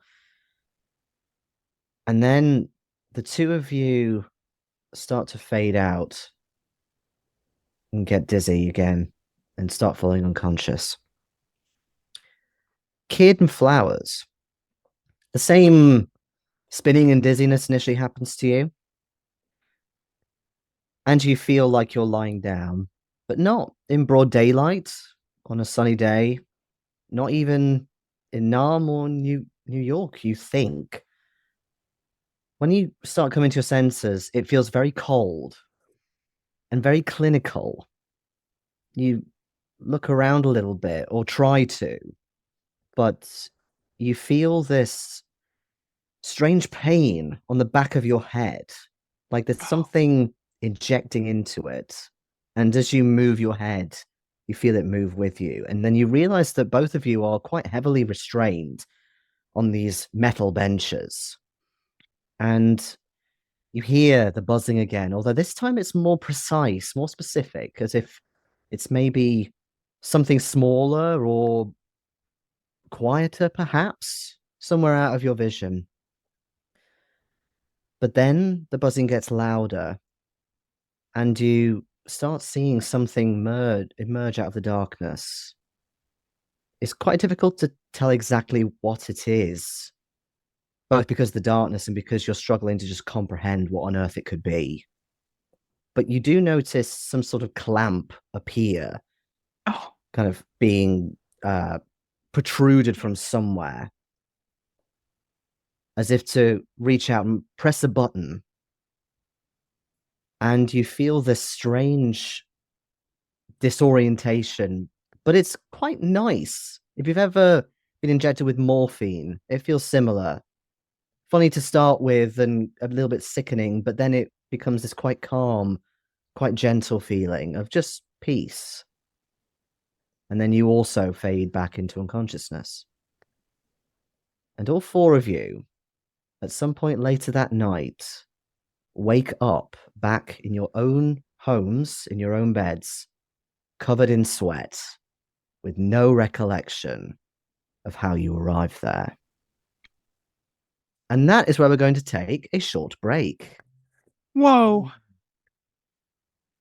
Excellent. Thank you, Jayson. And we'll see you all soon. Welcome back, everybody. If you have no idea what's going on, neither do I, because things are going at a bit of a rate, aren't they? However, we have now skipped to morning. And as I mentioned at the end of the first half, you all come to drenched in sweat in your own beds. You have no idea how you got there. You don't remember even getting to Brewers at all. All you remember is you were on the subway, then you were in Vietnam where that weird shit happened, and now you're here. I'm assuming at some point after you've gotten yourself together, especially Padre, with the amount of sanity you lost, you do arrange to meet up, I suppose. You don't have to, but that would be a lot easier for me if you did.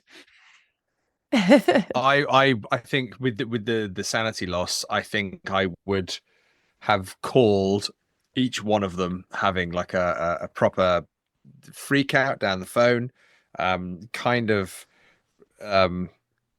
asking for help, also asking to see if they're okay. And I kind of would have through that kind of mentioned St. Patrick's Cathedral and said that, you know, this is, can we meet here? Can we meet St. Patrick's Cathedral? I need to talk to you. I gotta talk. I don't know what's going on. I don't know what's going on. Padre, get your shit together. And it would. Come on. Yes, we'll meet. 2 hours. I'll see you there. Slap the phone down. Okay. So you'll meet at St. Patrick's. Yeah, I've actually I've run there. I've decided I needed to take a jog. I went all the way through Central Park. Like the full length of it. This is the second time today. I'm drenched in sweat, but this time it feels good. I get there in stained sweats and sweatsuit, and I'm happy now. I'm smiling. This is good. I'm alive. By the way, for those of you who had the vision, nightmare, whatever you want to call it, of having the wound in your shoulder, there is nothing there. The only pain you feel is from your muscles being so tensed up.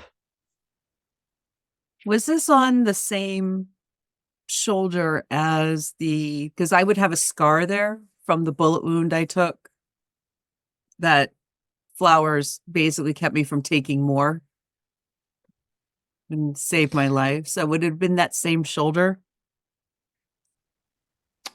That's a good point. I'll say that you remove your clothing there to check, and you think so, but also you feel like there may be another scar just sort of forming, when it's not quite there because it's so faded, or maybe it just healed really well, but there might be something else there. Okay. As and when So- people arrive at the cathedral, it just Padre will be kind of sitting in the front bench. It's relatively empty at this time, and he is just like rocking and praying. Real wide eyes. So you don't remember how last night went either, do you? I remember everything. I remember we were there. We were shooting and flowers. You took someone out, and we all were shooting. Carruthers was there. Sarge was there, and then No, that's not it. We were going to see Brewer, and did we Brewer? get to Brewers? They did stuff to in us. the arm. And I just pull my shirt down like that. I'm just like, look, there's nothing there. There's nothing there. And I felt it, but there's nothing there. With the silver needles. They did stuff to our heads. We had flashbacks, man. It's just Flashback. fucking The flashbacks. same. The same government messed with us. Government. This isn't the fucking government, man. Like they ain't this qualified. They ain't this competent. This was something else. Something big is going on here. They had scientists experimenting on all sorts of shit. It had on us. And I'm going to reach the back of my head. Is there anything there? You kind of lightly brush your fingers. You expect to feel something, and you definitely feel just a little niggle of pain, but then you realize it's just psychological. There's nothing there. Yeah. Sure, we've been having the dreams, but didn't we? Weren't we on the way to go see Brewer last night? Yeah. Weren't we? Yeah, we were. Do we like go home after the pub or what? I We didn't were have on a the lot to drink. subway.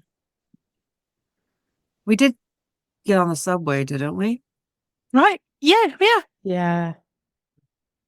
Keeper, in that vision with the pain in the soldier, the stretchers, the doctors, the injection with the long silver needles, the burning sensation, did I see Dutch also with me in that, or did I just see myself? I mean, in terms of your constraints, yeah, you just about saw Dutch. You were both there together, and the same with the other two as to where you were as well. So I saw the kid and Flowers also on the stretchers and Oh. the silver needles. Um, In that moment of madness that happened, did I see? I'm going to say yes. Okay. I've just been staring at Dutch whilst they've been talking about seeing Barry at the subway. I'm like lost in this. I can't escape this. And Dutch kind of like dismissing all this stuff.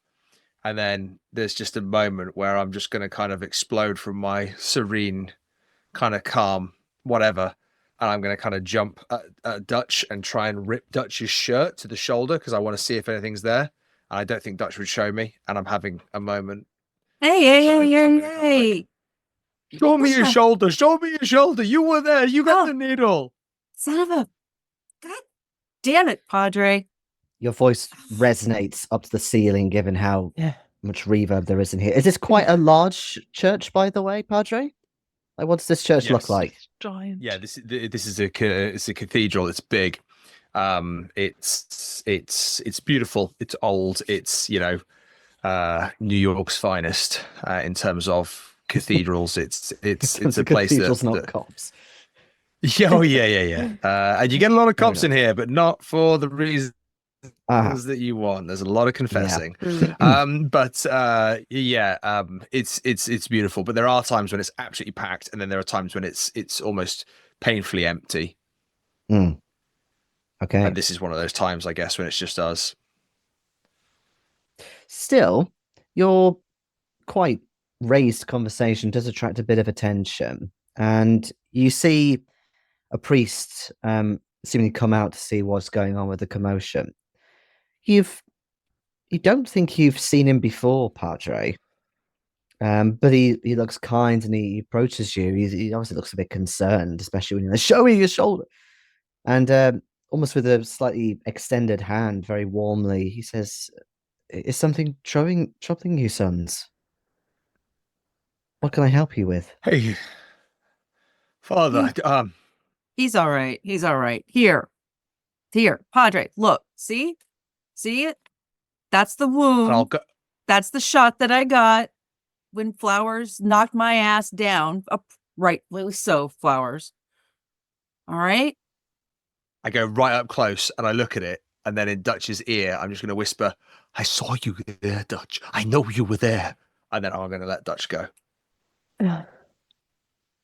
The father nods as if he understands, and he says, "Would you like me to perform a blessing? You were obviously troubled." Oh, that'd be great. That'd be great. Thank you, Father. And he does. It's quite a brief blessing, but it still, again, is warming. It's comforting, especially to you, Padre. But afterwards, he says to you, "So, I do not want to pry in your conversations. Of course, it's not my business. But tell me, why are you here today? Why have you come here?" Just nightmares, just nightmares. Sometimes the war catches up with you. That's all. We lost a friend. We lost someone we knew recently. That's all. My condolences. My condolences to all of you. I'm terribly sorry. Did you serve, That Father? must be... Serve? Long, long ago. And you realize he is quite old. You think maybe in his 60s, possibly even 70s. Quite a long time ago, but not in the war that you served in, no. But tell me, I know it is difficult for soldiers to open up, but I am an open book. Tell me how you're feeling. How does the death of your friend make you feel?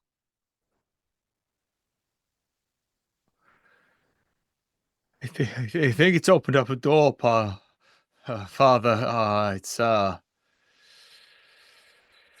There's a lot going on.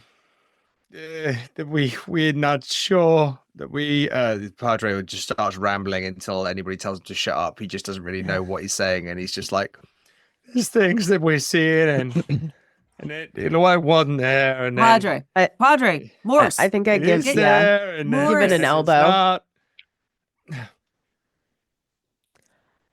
The rest of you who are not rambling, feel free to make me psychology rolls. Okay.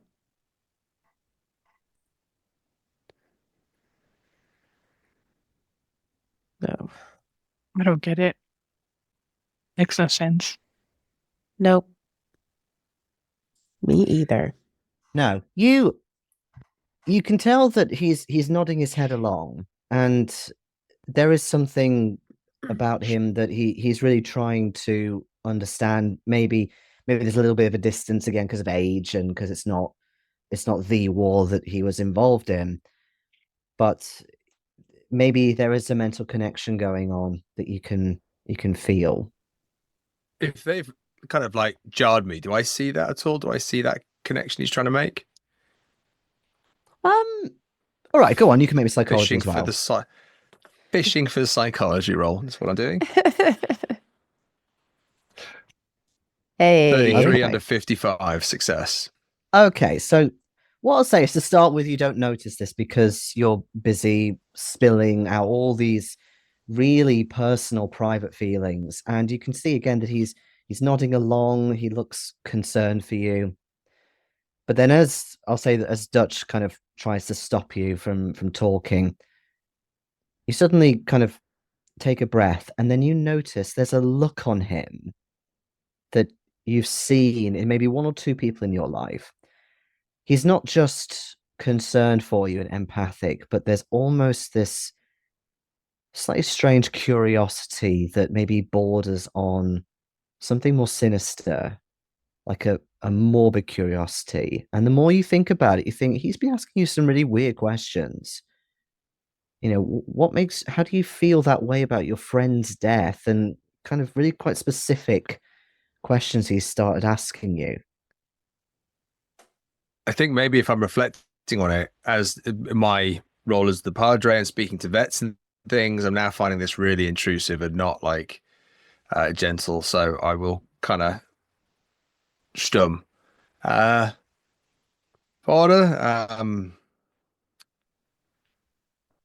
I think we're okay now. I think I'm okay now. It's all right, son. Thank It's okay. you. And he puts a hand on his shoulder and he says to you, just remember, the war is over. And whilst you're all very sorrowful, just know that the worst of it is over. Thanks, Father. Uh-huh. Yeah. Okay. God bless you, Father. And you, my Padre, son. maybe we should we should get out of here. All right. Maybe we should move on. Yeah, we should go see our friend that we were gonna go and see. Yeah. Maybe let's walk. Yeah. Okay. We've had a good night's sleep. We're sober. We can go there now, and nothing's gonna stop us. We'll go there, and we'll get there, and we'll find him. As we're walking out, and Flower says we're sober, I'm definitely taking a sip of the hip flask after the last night and waking up with all the horrible shit going on. But I will also kind of grab, Dutch the kid, Flowers around us as we're walking out quietly, and be like, was he asking like too many? Like, was he asking like, was he like that was like not like that was too much, right? Mate, that's what you sound like sometimes. I thought that was just what what churchy folks are like. That's No, man, that's like true. Hey, kid, come on. I'm sorry. I'm sorry. Look, you're a good guy. It's just sometimes you come on a little strong. Yeah, we're not holding it against you. You're all right, but No, don't hold back. take a You sip tell of me. your You own tell me medicine. how it is. Huh? Everyone's got an opinion now. Okay, I get it. That's fine. Well, you know what they say, opinions are like assholes, and we all got one. Now, are we going to go see if we can find Are we seriously gonna try this again? To go see Fine Sarge. Brewers? Sarge's place? Wait, he started this. So yeah, all right. So let's do we I don't know. Let want to let's take walk. the train? Yeah. No. How Yeah. Keeper, are we any Oh. closer to where Sarge lives now we're at the St. Patrick's Cathedral? Or is it still like a tube away or I'll say that it is going to be a bit of a walk, but you are soldiers. You're physically capable of walking that far. And New Maybe Yorkers. a mile at the and most. it's early Yeah, in the you New morning? Yorkers. Because I called everybody It's early in the morning. morning. Yeah. There's enough light that you can see. What I will say though is, as you exit the church, and Padre, you feel this most of all because, of course, this is your church. You know it very well.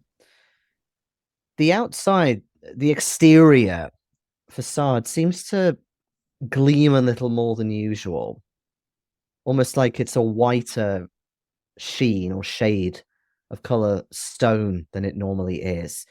And you can't help but see this gleaming crucifix back at the altar that's really illuminated now. There's a huge contrast between the lights and the darks. And you notice that the Catholic, isn't it? The father, he's retreating back into the darkness, but you can't help but notice that there's something a little more ominous now about his face. Just looking a little more distorted and creased up than before. Would you like to give me another sanity roll, please? Oh, shut the front door. Success, 24 under 58.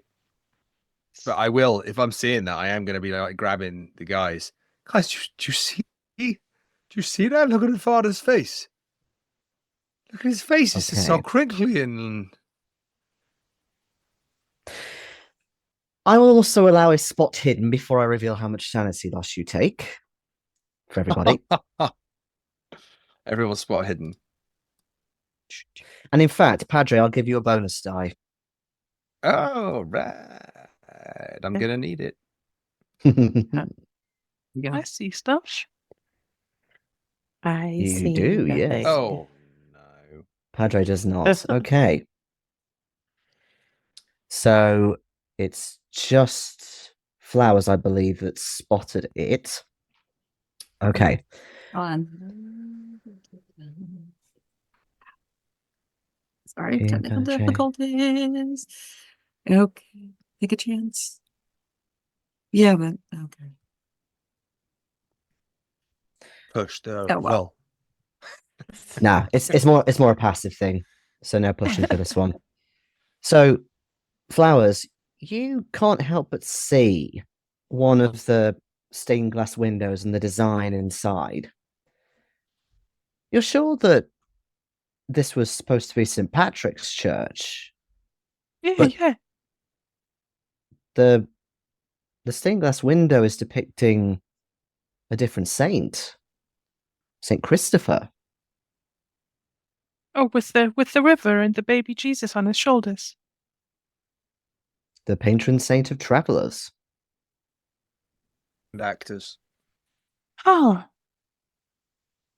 Yeah, I don't think I remember that was here. That's pretty.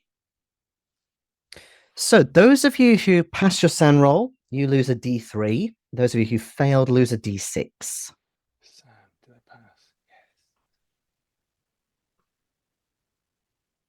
Keep a good eye on your fifths, I should have mentioned earlier, especially one person in particular. Just rolled a 3 on my 1d3 roll. Of course you Oh. did. Okay, it's a good point. What's my 5th? Did we all need to roll sanity for seeing the father? Yeah, all of you. Oh, Whether you see the father Oh. or not, you still see the facade change with the church. So yeah, Ah, absolutely. All, yeah. all of I you, think. all Sam. Okay. Oh, Was that 100? Wait, what? That Flowers Did I roll a rolled? double? Yeah, that's wrong.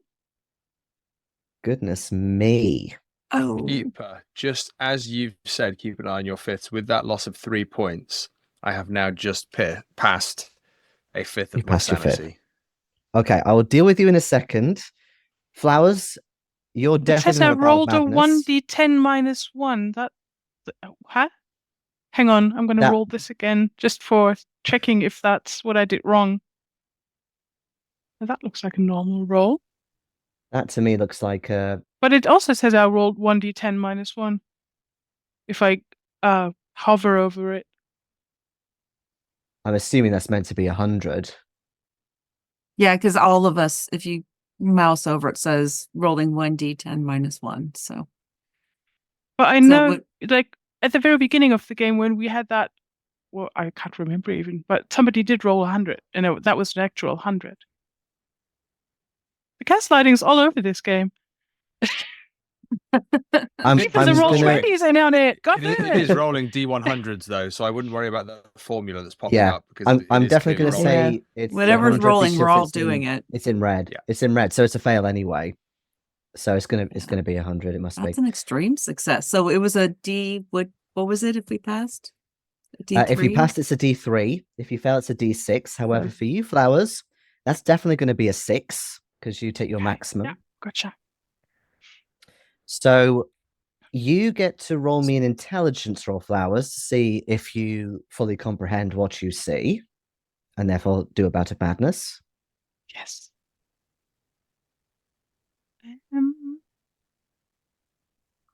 Remember, you want to fail this. You do fail I it. do fail this. Oh. Excellent. Wow. Okay. Well, like I said, that pretty St. Christopher. I like him. Yeah. You can definitely feel a bit of a lethargy or maybe a headache coming on, but you're not really seeing what the problem is necessarily, at least with what you're looking at. Maybe it's an aftershock of what happened the night before. So just to check, for the rest of you, has anyone else gone over their fifth apart from Padre? No. Not anyway. quite yet. Not quite. No. Okay. Padre, then. Let's have a look at my little deck of cards for inspiration, since you don't get an intelligence roll. Things you choose to say. Oh yeah, that's a good one. We're using these bouts of madness cards, by the way, for a bit of extra fun. Oh, they're available on Drive-Thru-RPG. They are indeed available through Drive-Thru Fantastic, RPG. fantastic. I'm going to try and those of you that are at home watching, if you jump on Drive-Thru-RPG, find a link for these cards and chuck it in the chat 'cause they're fantastic cards. Case in point, the one that I have randomly picked out is actually perfect. So, as with all churches, tall, large structures, you notice, Padre, that there's some pigeons or like other sort of city birds that are congregating on certain points, as they do, and they're fluttering around a bit everywhere. But then the penny drops. Watch the skies. It's the birds. They're everywhere and they're watching. And they must be watching you. It must be the government or something else. Maybe they've got mechanical devices attached to them or something like that. But either way, for 1d10 hours, you are going to be extremely paranoid about birds. Do with Would you that like me to roll what you will. 1d10? Sure thing. Okay, 2 hours. Nice and 2 easy, hours. theoretically. And then immediately as we're leaving, as we're outside, and I can see Flowers looking back, I imagine some kind of pigeon does just kind of like flutter by. And I think the others would see Padre kind of instinctually turn towards the pigeon, almost with hands as if he was holding his M16. Like an instinctual thing, like a reaction, just kind of like that, just kind of like, God damn birds, it's the birds. They're always there. They're always watching. They're always in the skies. Do you ever notice that, kid? The birds, they're always just like there and Oh. watching, and they know everything you're doing. They listen, They Yeah, listen. Padre. Yeah, Padre. Yeah, they're everywhere. Yeah, yeah. There's not much we can do. Dutch gets it. Let's. Dutch gets it. The birds. Yeah, I get it. Let's walk faster. Come on, the double time march. Let's go. Are You you pretty feeling much- okay? I'm kind of be trying to protect the kid from the birds. I'm kind of like, if the kid's there, I'm kind of walking with the kid, just kind of like, get away, you goddamn birds! You can't have him. You can't have him. Yeah. I'm all right, Padre. I'm all right. You know, Yes, I'm what they bigger want than you to them. think, kid. Kind That's of- what they want you to think. I just kind of look back at Rhonda Flowers and Kid while Padre's looking around like crazy, like looking for birds, and just kind of mouth like, Yeah. I give a nod, and I'll put my arm around Padre too. It's like, yeah. I mean, okay. The birds are. There's a lot of them today. I agree. Yeah, right. There's a lot of them. Yeah. Strange, Damn for sure. birds. And as It'll you be can okay. We imagine, can just walk. you can just walk. However, it is a tricky walk because, of course, it's New York. There are birds everywhere in New York, and they all love to perch on Damn high birds. places. So Padre is almost constantly looking up at the corners of buildings to check, and if there are, he cowers away and again protects the kid. how close But- do we think? How close are we at this point? We've probably have walked at least a few blocks or so. Yeah. So I'm gonna kind of skip ahead now to when you arrive. You've got this Mhm. address, or you think this is where it is, and it's only a little small place. It's like a small little flat on the ground floor, and there's a series of buzzer buttons, and there's like names for each of the numbers. You think it's number 3. You think that's maybe what he said to you when he first told you his address, but there's no name on the list. Oh, Birds probably took it. Well, I mean, he was pretty paranoid. What if he took it off himself? that sounds reasonable. Yeah, sure. Sure, that's what he did. But we can just press it. Yeah, you press the buzzer. Yeah. Come on, kid. You do it. You do it. I'll keep an eye out for the birds. And All right, thanks. Buzz. Okay. Did you say buzz. birds? Buzz. No. It's okay. Okay. Cool. It's okay. There is no answer.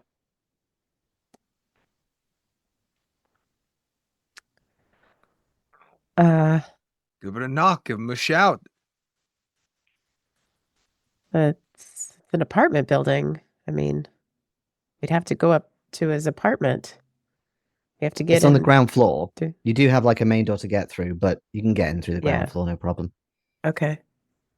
Yeah, one of the neighbors can buzz us in, I'm sure. Just buzz, buzz, buzz, buzz, buzz, buzz. Padre just buzzes Yeah. every single one on the thing. Sure. It takes a few minutes, but yeah, eventually a slightly disgruntled neighbor is, okay, fine, and just opens the door before actually coming out to speak to you. But you go through and you do notice a door opening at number 1, let's say, and this rather disgruntled old gentleman comes out and sees that there's 4 of you almost barging through across to number 3. And he says, "Can I help you, gentlemen?" we're looking for Sergeant Brewer. Bauer. Bauer. Brewer. Sorry, who? But Mr. Bauer. Yeah, he's this tall, looks like this. I'd give a I'll description. pull out the army photo and point him out. Yeah. This guy. He shrugs. Here. He shrugs his shoulders. What number is he? Number 3. 3. We think. It's what we think. No one's lived there for years, guys. What are you talking about? You got the wrong block. You must do. Are you sure it's this block? Yeah. You sure it's empty? I've lived here for half my life, son. I know Mhm. every man and woman who's walked in and walked back out again. Do you feed the birds No. much? Well, Padre, I guess. stay on topic. You guess. Dutch, did you hear that? Well, Padre, yeah, birds are outside. birds, We're scraps. inside. Focus. Mhm, Sarge. mhm. Sarge. Sir, I'm very sorry about my friend here. He's just having a rough morning. Okay. Oh. Sorry to bother you. I guess. I guess our friend doesn't live here. Maybe go get yourself some jobs. And Oh, he closes the door. Maybe we got his number mixed up or something, you know? we did not get his number mixed up. He lives at number 3. That guy is talking crap. He's talking shit. Get some jobs. That guy didn't fight for this country. Give him a job. Yeah. Bird-loving freak. Got himself Just shot going to to walk bits for over that to guy. door number 3. Bang, bang, bang, bang, bang. Again, no answer. But you notice as you're banging hard on the door, the inside, like the interior, the sound you're making as it's banging, it sounds a little more resonant for a house than it would usually do. There's something not right here. There's gotta be a Flowers. way. Get in. Get the door. Get the door. Anyway, any of you guys? I don't want to cast aspersions. Anybody? No, open I'm this not door without a talented key? at picking locks. I'm just. I what? Kid, Oh, come on. well, no, not at all. I don't. You can see Couldn't he's even still kick it like in. his feelings were kind of hurt from the jobs comment. So he's still looking a little sad about it. The door is fairly flimsy, so I would also allow a strength roll to break it down, or at Dutch. least break in. Yeah. Well, let me see if I can jimmy the lock first and see what I can do. That guy is already. Look, we've probably got about 10 minutes. I mean, people are breaking in all the time. If we're gonna do this, we need to do this now before the cops get here. So that guy, he is. can't do a damn thing with the lock. So I'm just gonna bash it. Doubtful Okay. brewer. And that was Okay. extreme. Like I That's said, the door was extreme. flimsy. It practically comes off. Rip. It does make a noise though, but it's quite clear why that resonance was happening when you were knocking.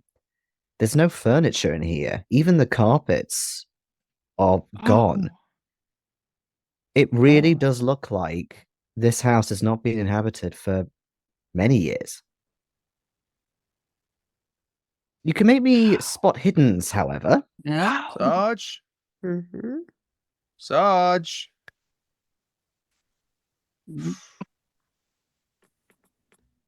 Oh. Flowers. You got some Yeah, luck you no, want to spend there? I'm Everybody gonna, failed. Anyone I'm want to gonna spend any spend luck? that luck. That, Yes, Okay. flowers. That's a Yeah. regular then, please. I don't Okie even dokie. have that much left to spend. All right.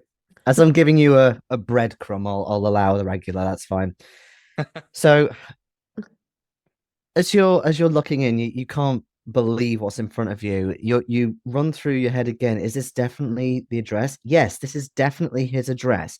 He's lived here since before Nam. He's lived here for 20 years. Like, this is definitely his place. Even if he had left, just the way it looks, there's no. he wouldn't have had time, surely, to do all this and strip up the damn carpets and take the light bulbs, you know. But all of you hear the sound of the old man again going, I told you, no one lives near here. Now get out before I call the damn cops. But just as you're closing the door, Flowers, you see a couple of those little red and blue pills just on the floor inside that he showed you the night before. Can I snatch them up? Yeah, all right, I'll let you snatch them up. I present them to everybody. Here, look at these. Look at these. He's here. He's here. He was right. here.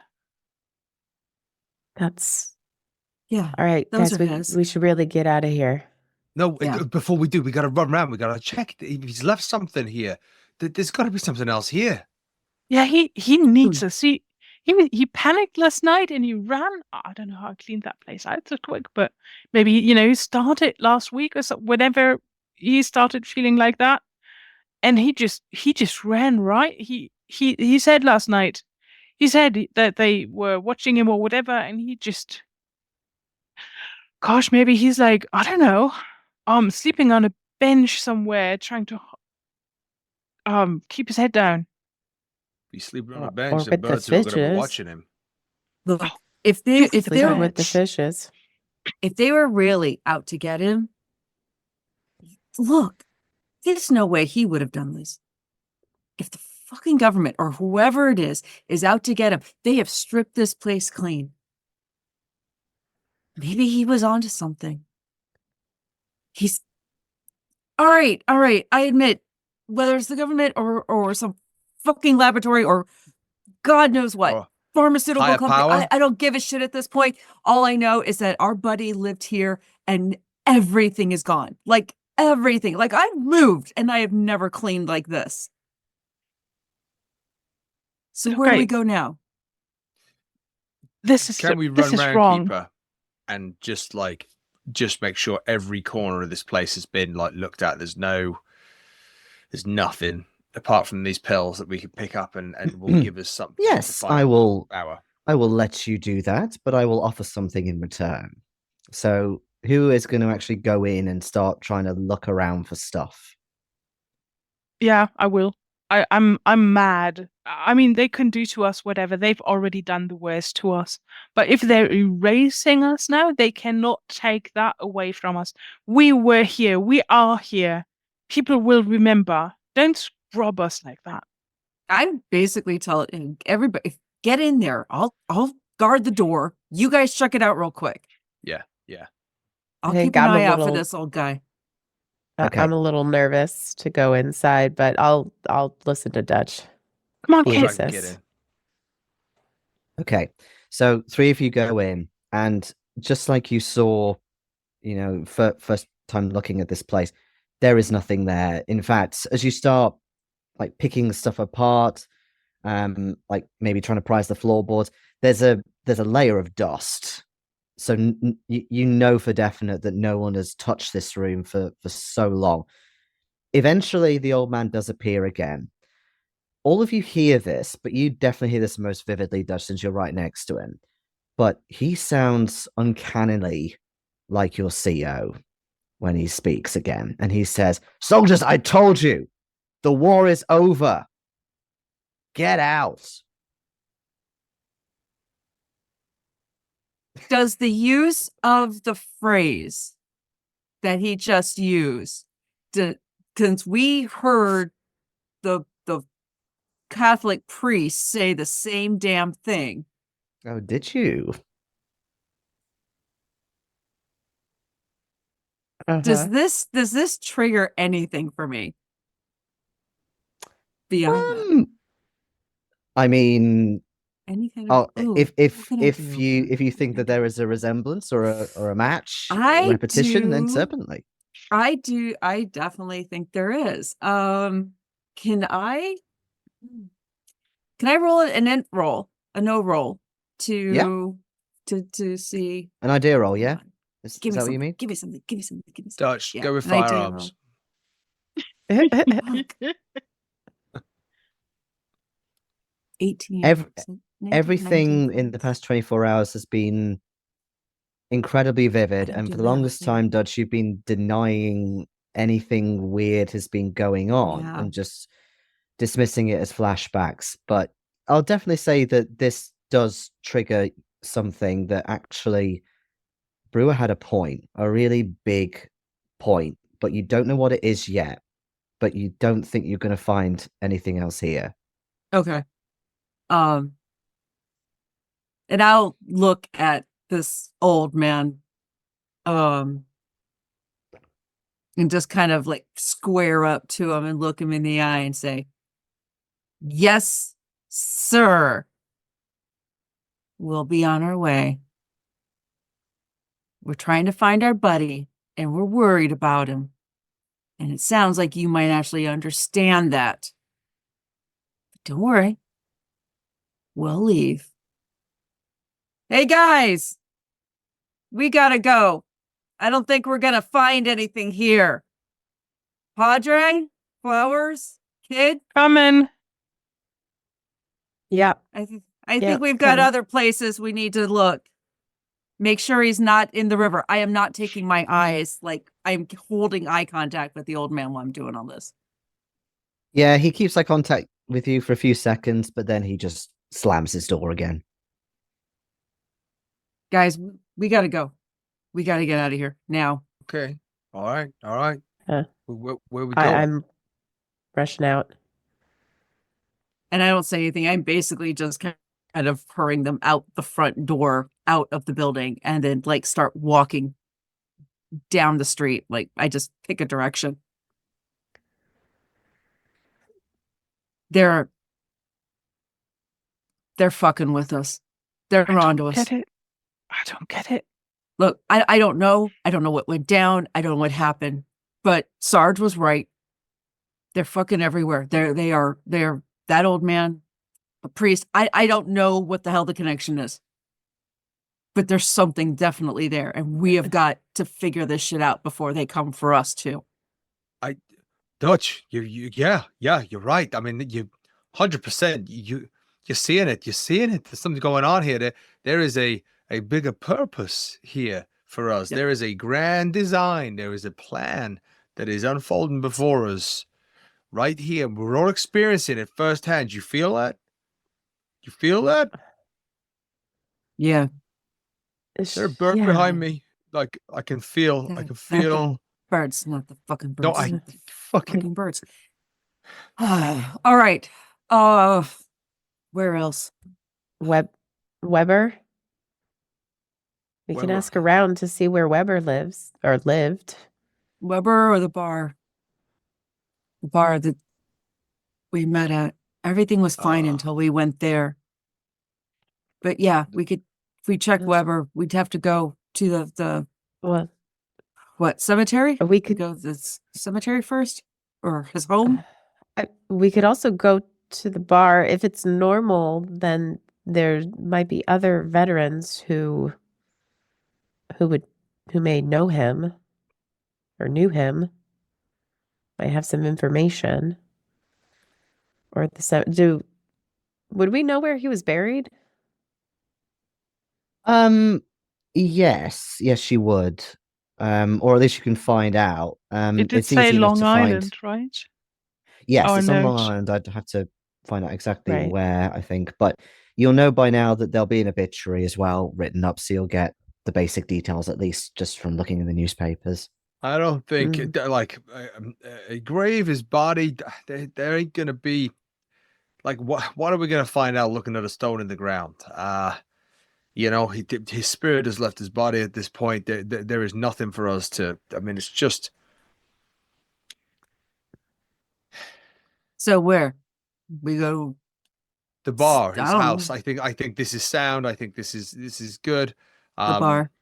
If we go to the bar, there's nothing there. At least we can use a phone, get a phone book, find his address. Yeah. You know, Yeah. they don't update phone books when people die, so his address is still going to be in there. Mm. Let's go to the bar. point. Let's That speak to works. Mo. Yeah. Let's get a drink. Let's get Yeah. indoors. Yeah. Shit. Taxi. Yeah, fuck it. Okay. I'll throw in for that. No worries. So you return once again to the Angel's Share bar. Takes you about 15, 20 minutes to get there. It feels a little safer in here as well for you, Padre, given you've got this shield around you protecting you from the birds. For the rest of you, though, I guess you're just trying to mull things over. It's a fairly quiet journey. As you pull up, though, at the bar and you pay the fee, immediately your heart sinks. It's definitely not normal, shall we say. The location is the same. It's still called the Angel Share Bar, but just the whole look, even of the door, is different. There's a kind of a punk angle to it. There's a load of anarchist stickers and down with fascism and stuff all over the door. You can hear the sound of guitar music coming from inside, like quite loud and jarring. What the hell? What the hell? What the hell's Mo done with the place? I haven't done that kid since ha- yesterday.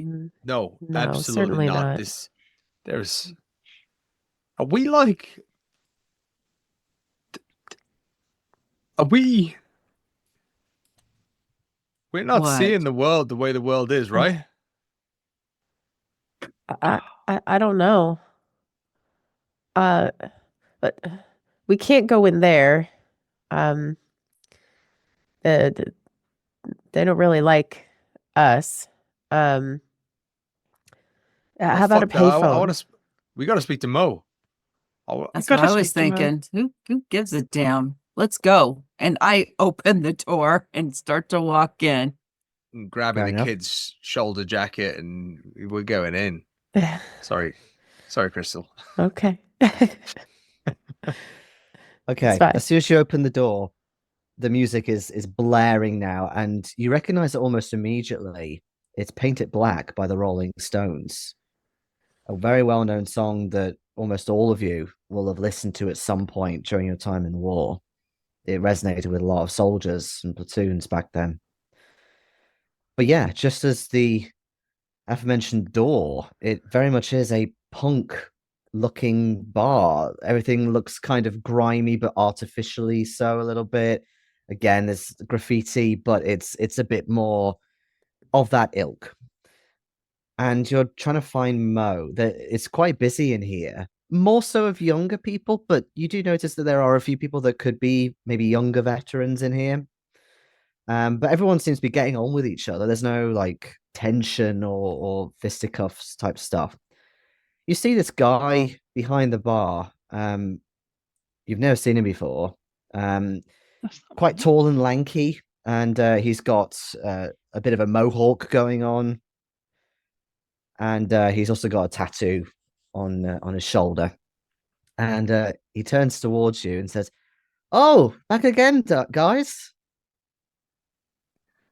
Oh, Same again. What will you be having?" Mo, what the fuck's going on with this place?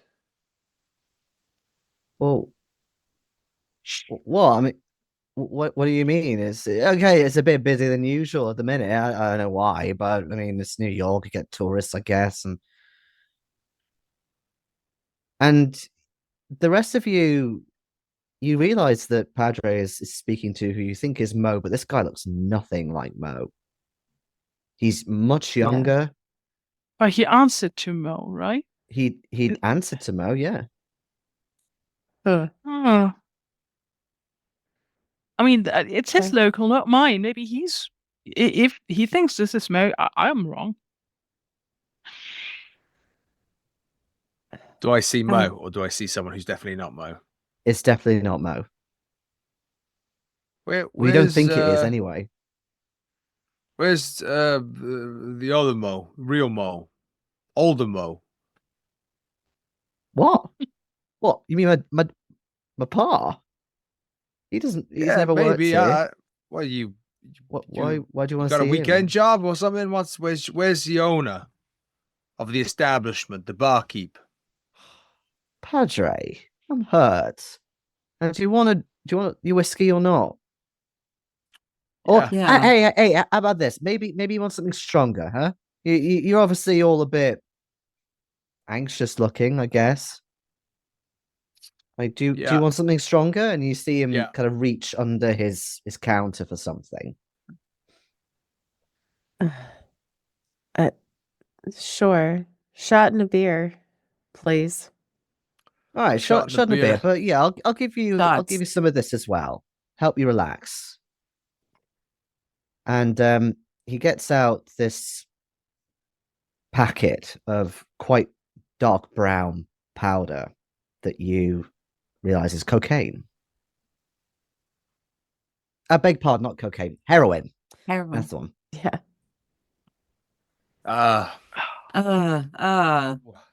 No, never touch that shit. Yeah, little Mo, just the give us a bottle of wild turkey and just a couple of glasses. We'll take the whiskey and the beers, man. This fun, but away. Suit yourself. But I don't want you causing any trouble in here, okay? Never. And he just quite go in the back indifferently room? pushes the drinks. Go if it's not occupied, sure, whatever. Hey Mo, you see any other soldiers through here? Yeah, the odd one, but you get a lot of punks in here, because of course you do, in a punk establishment. Any other soldiers in here today? Maybe. I don't know, man. See a priest in here today? A priest? A priest? No. Oh, you never get priests in here. No, unless something really wrong. Okay. Back room. Let's go. Can we get the yellow pages, please? Phone book. Oh yeah. Yeah. Whatever. And he reaches behind him, and he gets out yellow pages and just kind of drops it on the counter. Knock yourself out. Yeah, thanks. And I'll grab it and take it to the back room. Hey, Mo, you got a newspaper? Yeah. Somewhere. Can we? Yeah, there's one over there. Yo, thanks. As we're going in the back room, just to satiate Padre's curiosity, he is going to look at today's date on the paper. Okay. It is today's date. I've not given an official date, but you have gone from the first date to the correct second date. There's been no time skip or anything weird like that. Any articles about excessive bird activity? I think Padre probably looks for that. Like, in all seriousness, he is like, front page New York Times article about birds. Yeah. I'll take this intersection and start looking through obituaries and stuff. Sure. I'll hand that over. That's not important. I will say that whilst there's no articles about birds, you do find an ad for bird pest control. Wow. It's a little small one near the back of the newspaper. Padre has found his new calling. As for looking for obituaries, I'll say that you do find, just for convenience sake, you do find Weber's obituary in here. It's briefer than you would expect, being a commanding officer, but it does mention the graveyard on Long Island where he's buried now. But yeah, the more you read it, it doesn't really tell you much at all. In fact, it's very vague. It doesn't even say how old he was, or any kind of specifics, or who survived him, as you would expect. His wife or whatever, but nothing. Yeah, even the most perfunctory obituaries give at least a little bit of info. Yeah. So there's How weird is it? That is weird. I mean, look at the rest of them. Died 84, died 79, died Weird. 68. Yeah. Hey, No. kid, Uh, is he listed in the phone book? Yeah. I'm flipping through the phone book. Yeah. You're flipping through the phone book, and you do find a record of his name. You do find his address and phone number as well. Okay. I'm just gonna rip that page out and close it. Here it is. Okay. We can go there. Kid and Dutch. Feel free Hmm. to make me spot hidden rolls. Okay.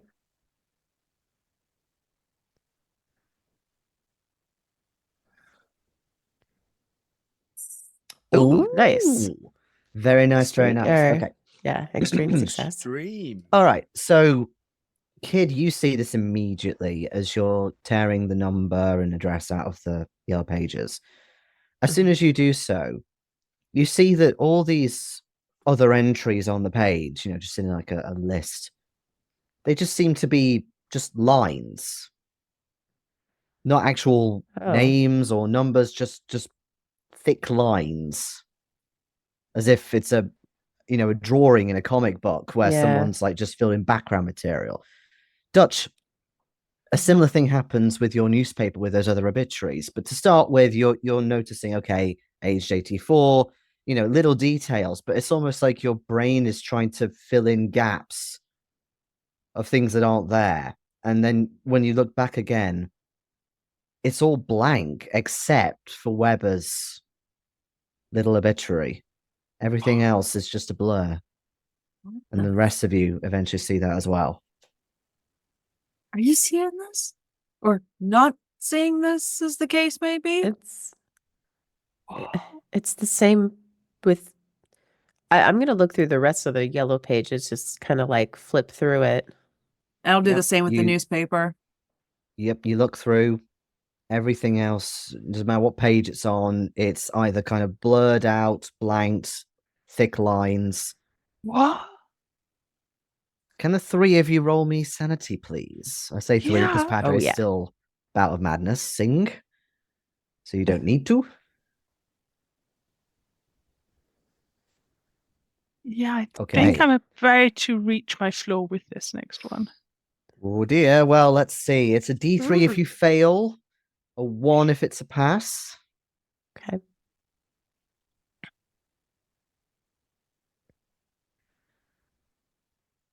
One away. One Dang it. away. Okay. Hmm.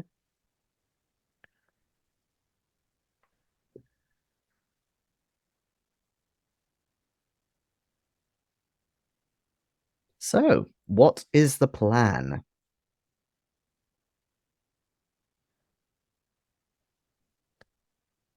I don't know what to do with this. What do we actually know at this point? If not even Weber. I mean, there's nothing there. Wait. Think of somebody else we could look up. Think of Carruthers. Carruthers. Think about Cross- Carruthers. Yeah. Okay. So we look in the phone book and just keep like consciously like Carruthers. Try to Mhm. picture his face from the picture, focus on the name, and start flipping through where we think the C's would be approximately in the phone book. Okay. All of you doing that, and again, trying to sort of concentrate and focus on the word Carruthers, give me power rolls, please. Is that for everyone? Oh, Yeah, anyone who is busy doing that. If you're too busy looking at your pest control stuff, then you don't need to roll. Oh, Okay. well. That's a yeah. hard success. ooh. The kid failed. Ooh. The kid failed. Regular from me. Mm-hmm. Okay. What I'll say then is the three of you are looking through this phone book, trying to find any mention of Carruthers. And Dutch and Flowers, you you do find him. It takes a little bit, and you have to kind of go back and forth a couple of pages where you think KA starts, but actually no, it's KU, so you have to do it. And you do eventually find it, but kid, you're looking at these pages and they're exactly the same as the rest. And only occasionally do you just see when they actually point out the name Carruthers, you do sort of see the words appear, but then almost as if you just forgotten the name, it goes away again. Whoa.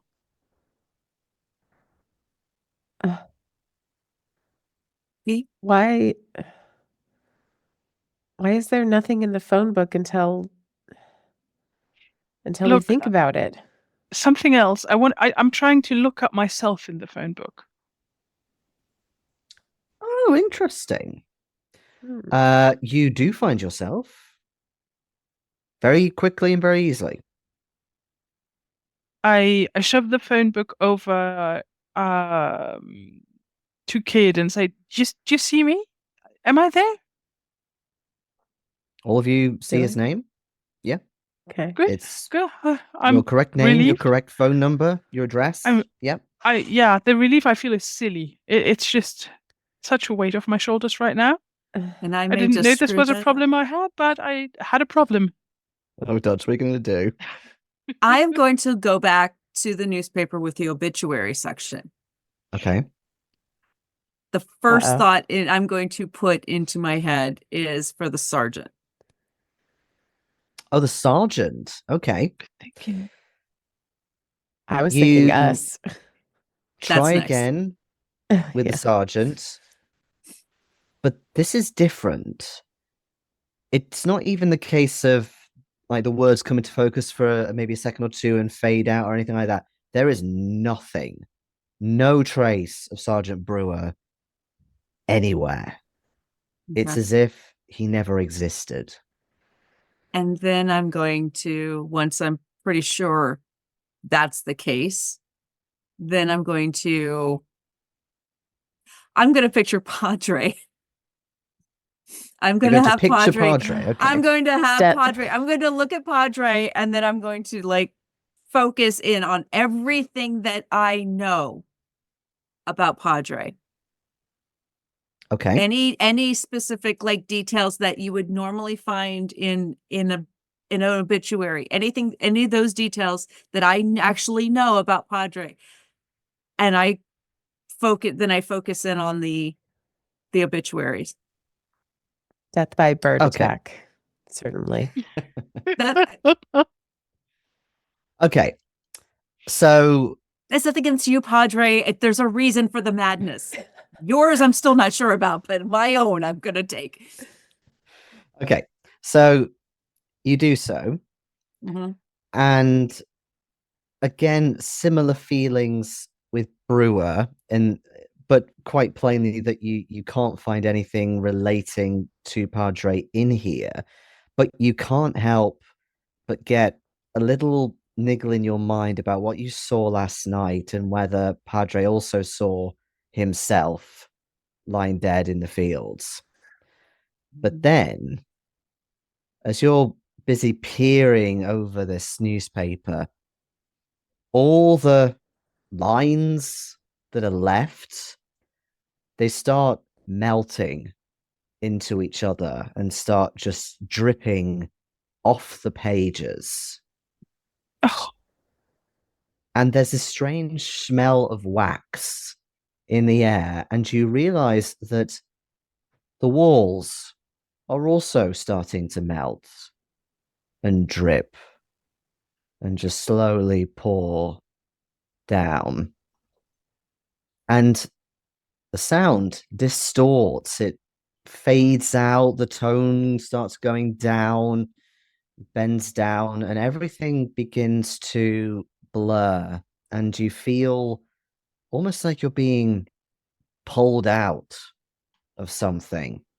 A little bit huh. like you did last night, but more gradually. And then all of you feel cold. You are all, you think, lying on a cold set of metal benches. You try to move, but you are restrained. For two of you, this feels quite familiar. And in fact, that feeling at the back of your head is very much there. It feels realer than it has ever felt. And you realize that's not the only thing that's plugged into you. You've got other needles and wires all in your shoulders, your torso, etc. And there's the buzzing and clicking coming from just somewhere out of your vision. You can just about turn your head enough to see each other. Oh, I would like another sanity roll, please, Yeah. from everybody, including Padre.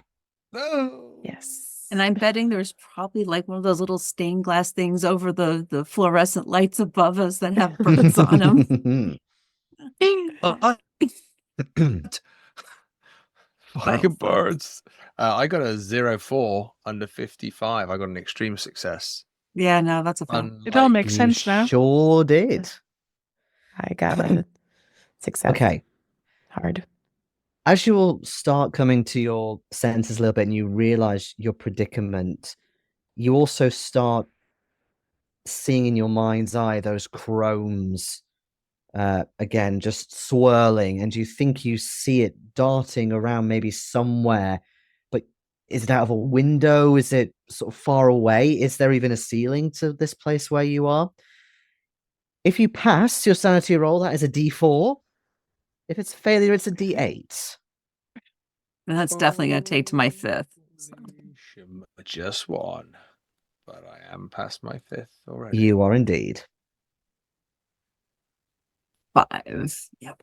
That blows me past my 5th and well into a sanity. Okay. Well into Yeah. a bout, I should say. Welcome to Yeah, the real same. game. Okay. So 3 of you now are indefinite. Is that right? So just the kid who isn't. Right. Okay. Either way, this is scary as hell. For you, Padre, all this time you've been thinking it's the birds. It's the birds. But even when you kind of try and remember, is this the same thing, and you're starting to go through it in your mind, it's as if you'd never even deduced about birds. It's as if that never really happened. Or did it? I mean, you can't hear any birds. It's as if that's kind of, it's not really a question in your mind. It's obviously something else. And for the other two of you, it's clear that it's not the government you think that's doing this. As I can't remember who it was who said, but this is far too sophisticated. But whatever it is, you realize that you have been in some sort of dream state, possibly, or a coma, and you have just woken out of it. So I am going to let you, in terms of Bout of Madness, do with that what you will. I will let that, I'll put that entirely in your hands.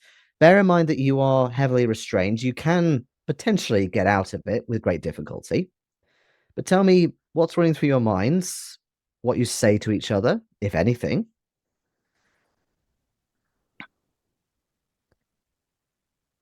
Are you there? Can you move? We're here, Padre. Yeah. I'm here. I can't move. Can you move?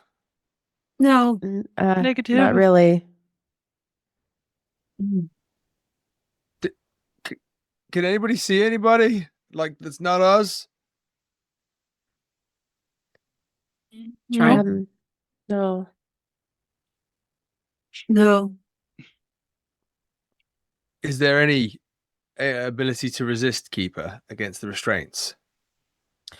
An extreme strength roll.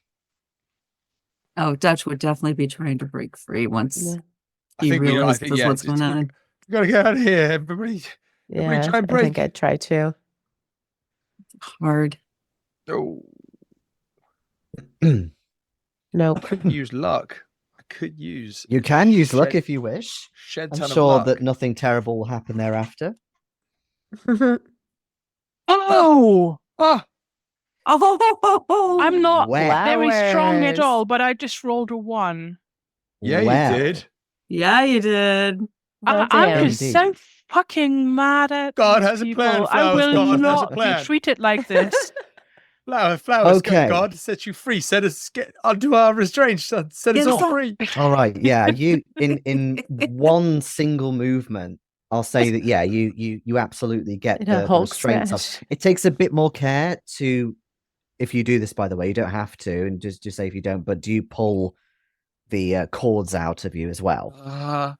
Yeah. Yeah. Gonna have to. Wait, I've got you. Okay, And I go over It's- to Padre and get his straps. it's Oh, no, naturally Padre painful. gets his butt to the kid. but you do. And you're so kind of wound up in getting people free that you didn't notice something over to your right a little bit until maybe a few minutes later. I'll say that you who was it, sorry, who you went for first? Was it Kid or Yeah, because he's Yeah. the one that didn't get it. okay. So you've freed most of Kid. You still have to get the little needles out of him. Mm. But then you realize that there is a glowing green hue off Oh. to your right, and you see when you turn this illuminated glass jar, and there's something inside it. It's quite murky, but before you realize what it is, you hear first a very familiar voice, Lieutenant Colonel Weber, saying to you, "For the person who has learned to let go and let be, nothing can ever get in the way again." Oh. Mr. Eckhart.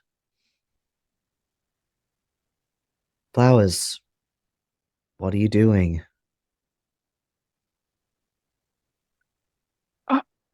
I think I just stand there with my mouth open for a moment, then whip around and try and see him. Where's that voice coming from? I'm right in front of you, soldier. And the voice is definitely coming from this jar.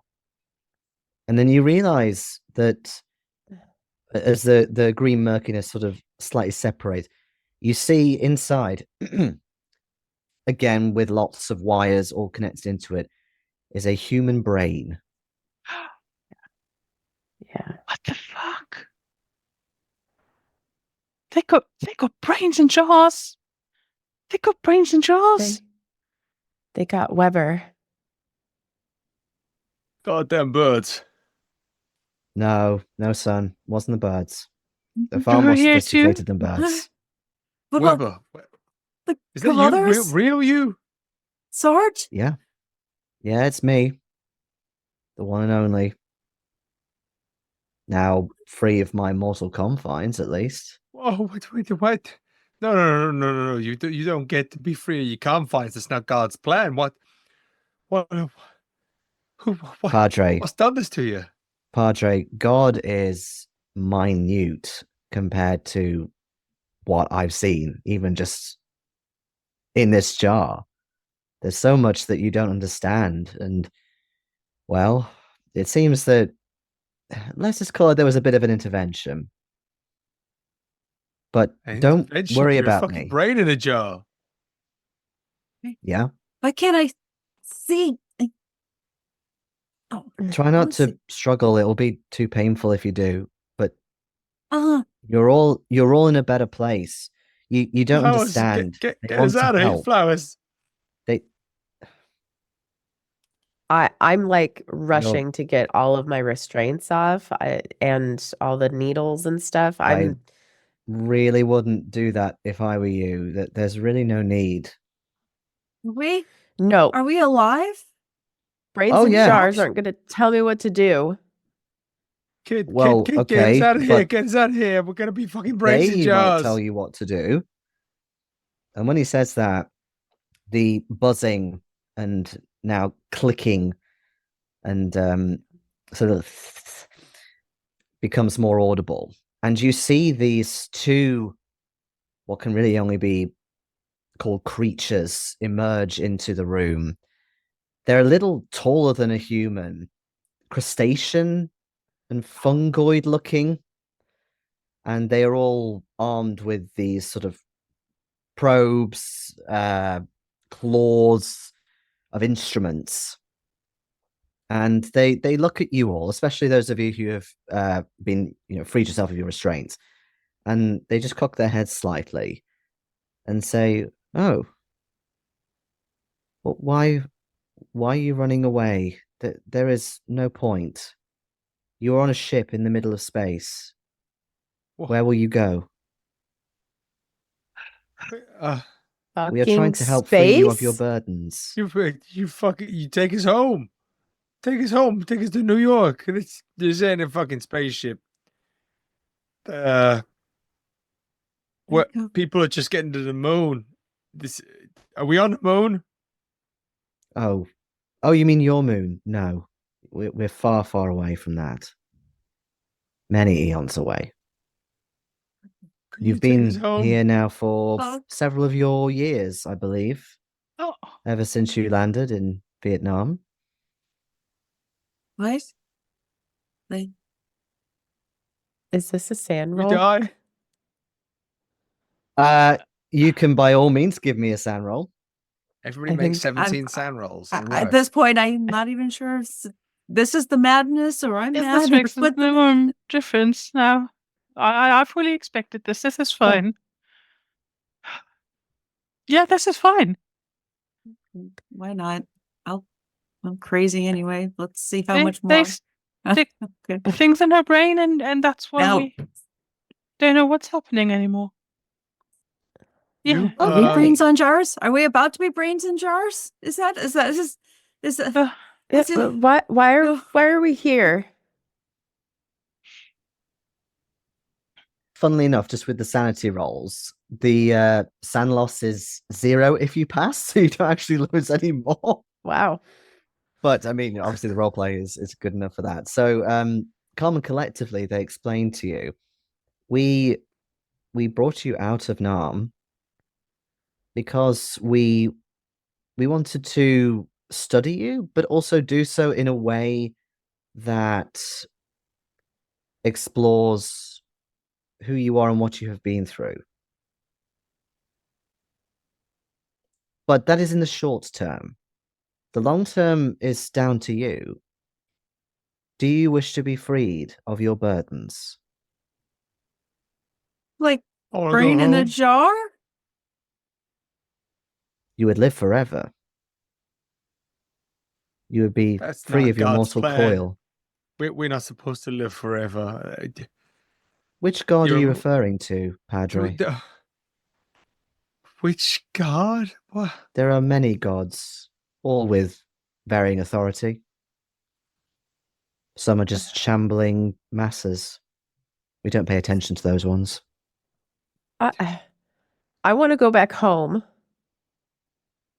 I Is have that a what you mother want? and a father. I have people at home that would miss me, that do miss me. What Is do they that what think all of you happened to want? me? Do you Is all that want an to go option? home? Can we go home? Yes, you New can. York? Wait. When did you get us? Was it all real?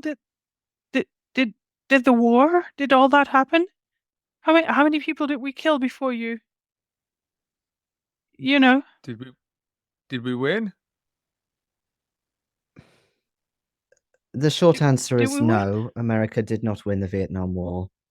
Unfortunately, many died, but luckily for you, you barely caused any casualties.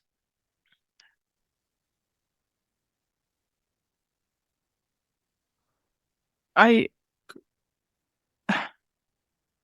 don't know what I want. Take I- him home. I want to go home. I was Can I help? supposed to take my mother to a nice dinner. So my father never saw the Purple Heart. He never saw it. He did in your mind. That's not enough. That's not enough. But it felt real, didn't it? Yeah, but it wasn't. You know it wasn't He didn't real actually now, said. but if you had he never been didn't- pulled out, you would have always thought it was real. That's like watching a movie or something. That's not real. He's not actually proud of me. He doesn't know. Oh, he is. Did I He is win that proud of Purple you. Heart? He's very proud of Am you, I? and you won the Purple Heart because that is how we designed it. Wait, if No, you've no. had us, Wait. what do our families think? You said we'd been gone for years. If do they think we died over there? Do they think that? I mean, is kids' parents bearing some kind of empty coffin? Is Flower's family mourning him? What the fuck? We will Do ask you even you know? once more. The truth answer is no, we don't know. We are interested in you as people, not them. It's You been are our years. patients. Can I confess? I wanted to make an extra sanity roll to allow a choice to happen. Mm-hmm. It was if I succeeded in the sanity roll, it was I want to go home. If I failed Okay. in the sanity roll, I want to see what a god, what the real gods look like. Okay. So I think at this And point, you failed? Padre's totally, and I failed. I did indeed, 59 of 54. So I think at this point, he's all this conversation's going on, and he just out of nowhere just goes, I want to see your gods. You accept our offer? Very well. I want to No, see. Padre, don't. No, we've been fucking lied to, kid. We've been lied to this whole time, and it wasn't God that saved us. It wasn't God that made those bullets go in different directions or explosions or landmines. It was these things. These whatever the fuck they are. It was them. It was. I want to see. I want to see what God wouldn't let us see. I want to see a true God.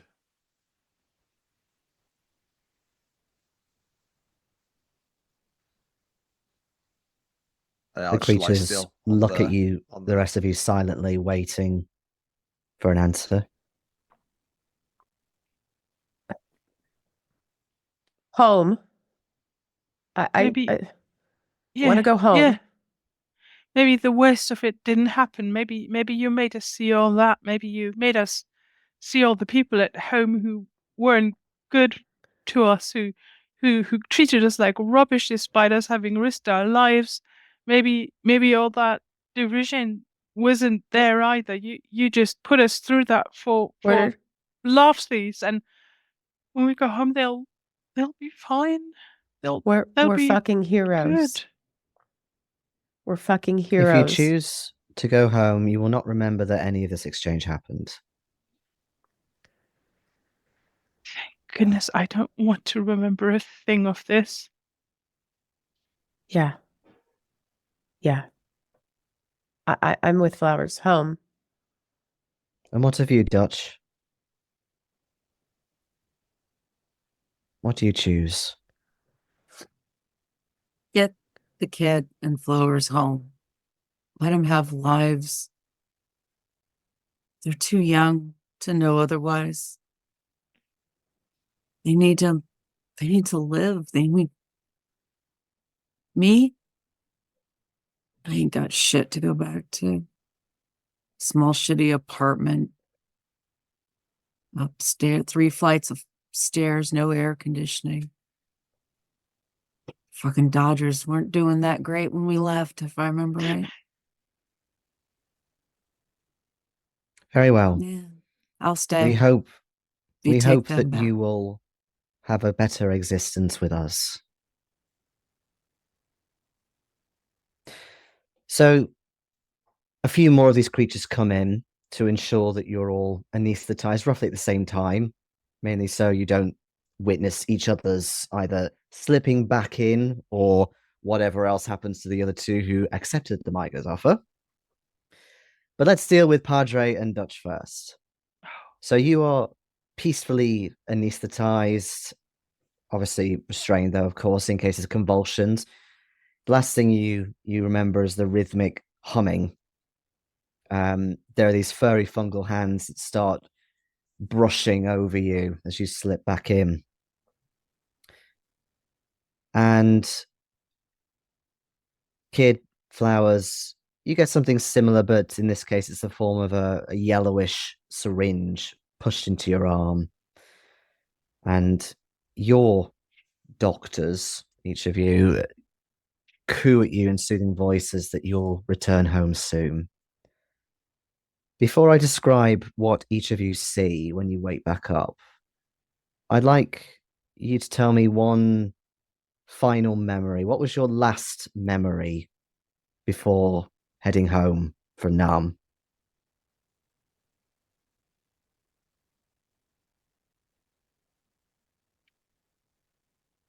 For Padre, it was I think at some point during the conflict, he's probably why he has such an affinity with the kid. Is that he may have kind of helped the kid at one point, maybe saved the kid from a certain moment, which I no doubt was reciprocated as well. But then because of this belief in God, which he no longer subscribes to because of what he's been told and what he's seen, but he started spending more and more time with the chaplains and the priests in war. And I think that final memory is him leaving war, justifying everything that happened because of there being a higher power. And now he has met a higher power. Okay.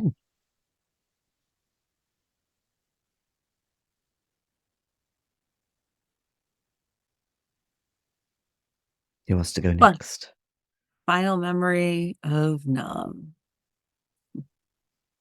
Taking one last look at the field, seeing the fresh meat, the new right out of basic, the troops coming in all clean and shiny and thinking that they're hot shit and that they'll make it through, and watching those of us who've been there, sweat, dirty, grizzled, the miles on their faces, the darkened of the light within their eyes as we pile on to the transports. At one last look, thinking how many of those kids are not going to come back. That somehow there's a part of me that's never going to leave those patties. And then turning around and walking in and leaving them all to their fate.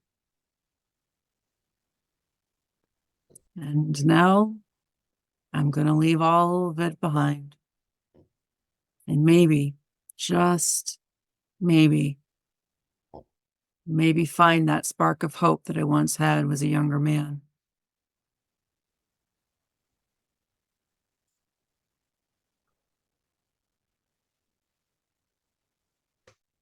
Flowers, Kid?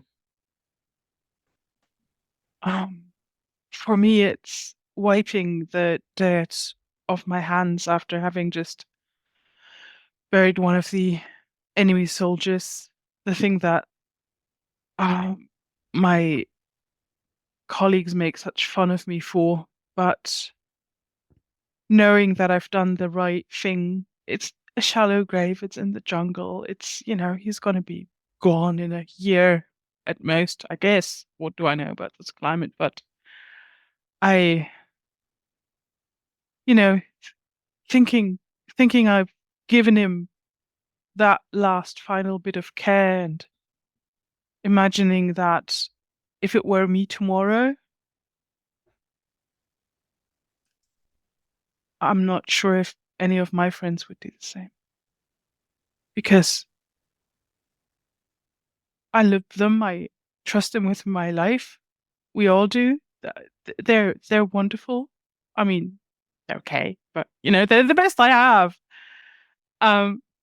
But this place, it doesn't let you do the right thing. And I don't know how to come to terms with that. I don't think I ever will.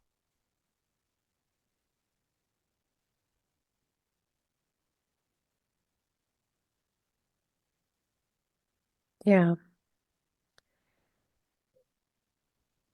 I think there was a day, don't remember when or if anything even really happened that day, but I lied to everybody and told them that I needed to take a leak just so I can get away for a minute. And I just started sobbing. Just to tried to be as quiet as I could, but maybe somebody heard me. But yeah, full body sob, leaning against one of the trees. And when I was done, I got my shit together, wiped my face, wiped my nose, and went back. Like nothing happened. I don't even know if that was real. Okay. And as the curtain draws again on this scenario, the two of you who accepted the Mygo's offer, you seem to wake up in a matter of minutes, but you have no idea how long it's been. Your perspective, though, is pretty much the same. You see the polished metal furnishings everywhere. But it's as if the memories that you had of the past 24 hours on Earth have been cleansed of you. You can remember them, but you can acknowledge them and know that they were not real. They did not happen. It was all simulated. And now you're not feeling any restriction in looking around at your surroundings, as if your head's no longer strapped. But you also can't stand or move your limbs because, quite simply, you haven't got any anymore. You do notice the skies outside one of the windows are purple in hue as the Mygo come back to you every so often and fill your cylinder with fresh nourishment to keep your brain alive. As for the others who wish to go home, as the Mygo advised, you did return home. You both wake up in your beds, in your home. A chilling breeze comes through the window. And as you look outside, you notice that snow has fallen. It coats the city with a lovely bright sheen of twinkling white. And everything seems normal. The most normal that it's been in a while to you. There are piles of clothes littering the floor. There's unwashed dishes in the sink. And outside the window, you also see the din of urban sprawl that floats through the air. Sound of a subway train, honking of a car horn. Normal New York. Except for one thing. There's a copy of the New York Times on your kitchen tables that displays the headline, Shuttle Releases Hubble Telescope, with a listed date of December the 11th, 1993. If you stare at the image, it flickers as if static on an old television and reveals the chrome walls of the MyGo shuttle.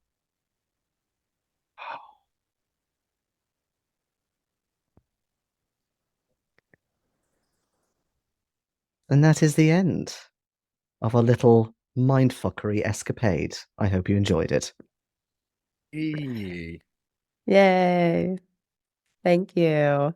Well done, Jayson. Great. Yes. Thank you for being Bravo. stonkingly good players. Whoa. Absolutely. I loved your vivid descriptions and your flashbacks of like your choices that I put on you with zero warning or prompt. That was wonderful. Great, really great. And Doc Tracey, Matt, great scenario. Really, really good Yes. fun. Amazing. Yes. Lovely. Very good. unique, Lots of things for us as players to kind of play with, and obviously I'm guessing lots there for Jayson to play with as well.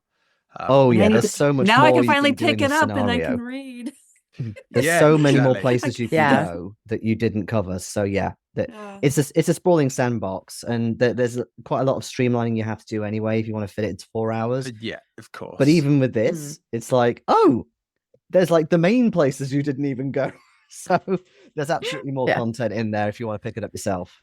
That you can and do pick it sink your up. teeth And if into. you haven't Yes, already seen everyone. it in the chat on Twitch, you can see that there is a discounted that Matt Doc Tracey's been generous enough to put a discounted link in there. So if you want to pick it up, now's the time. Yep. Pick it up in the from the There it link in is. the Twitch.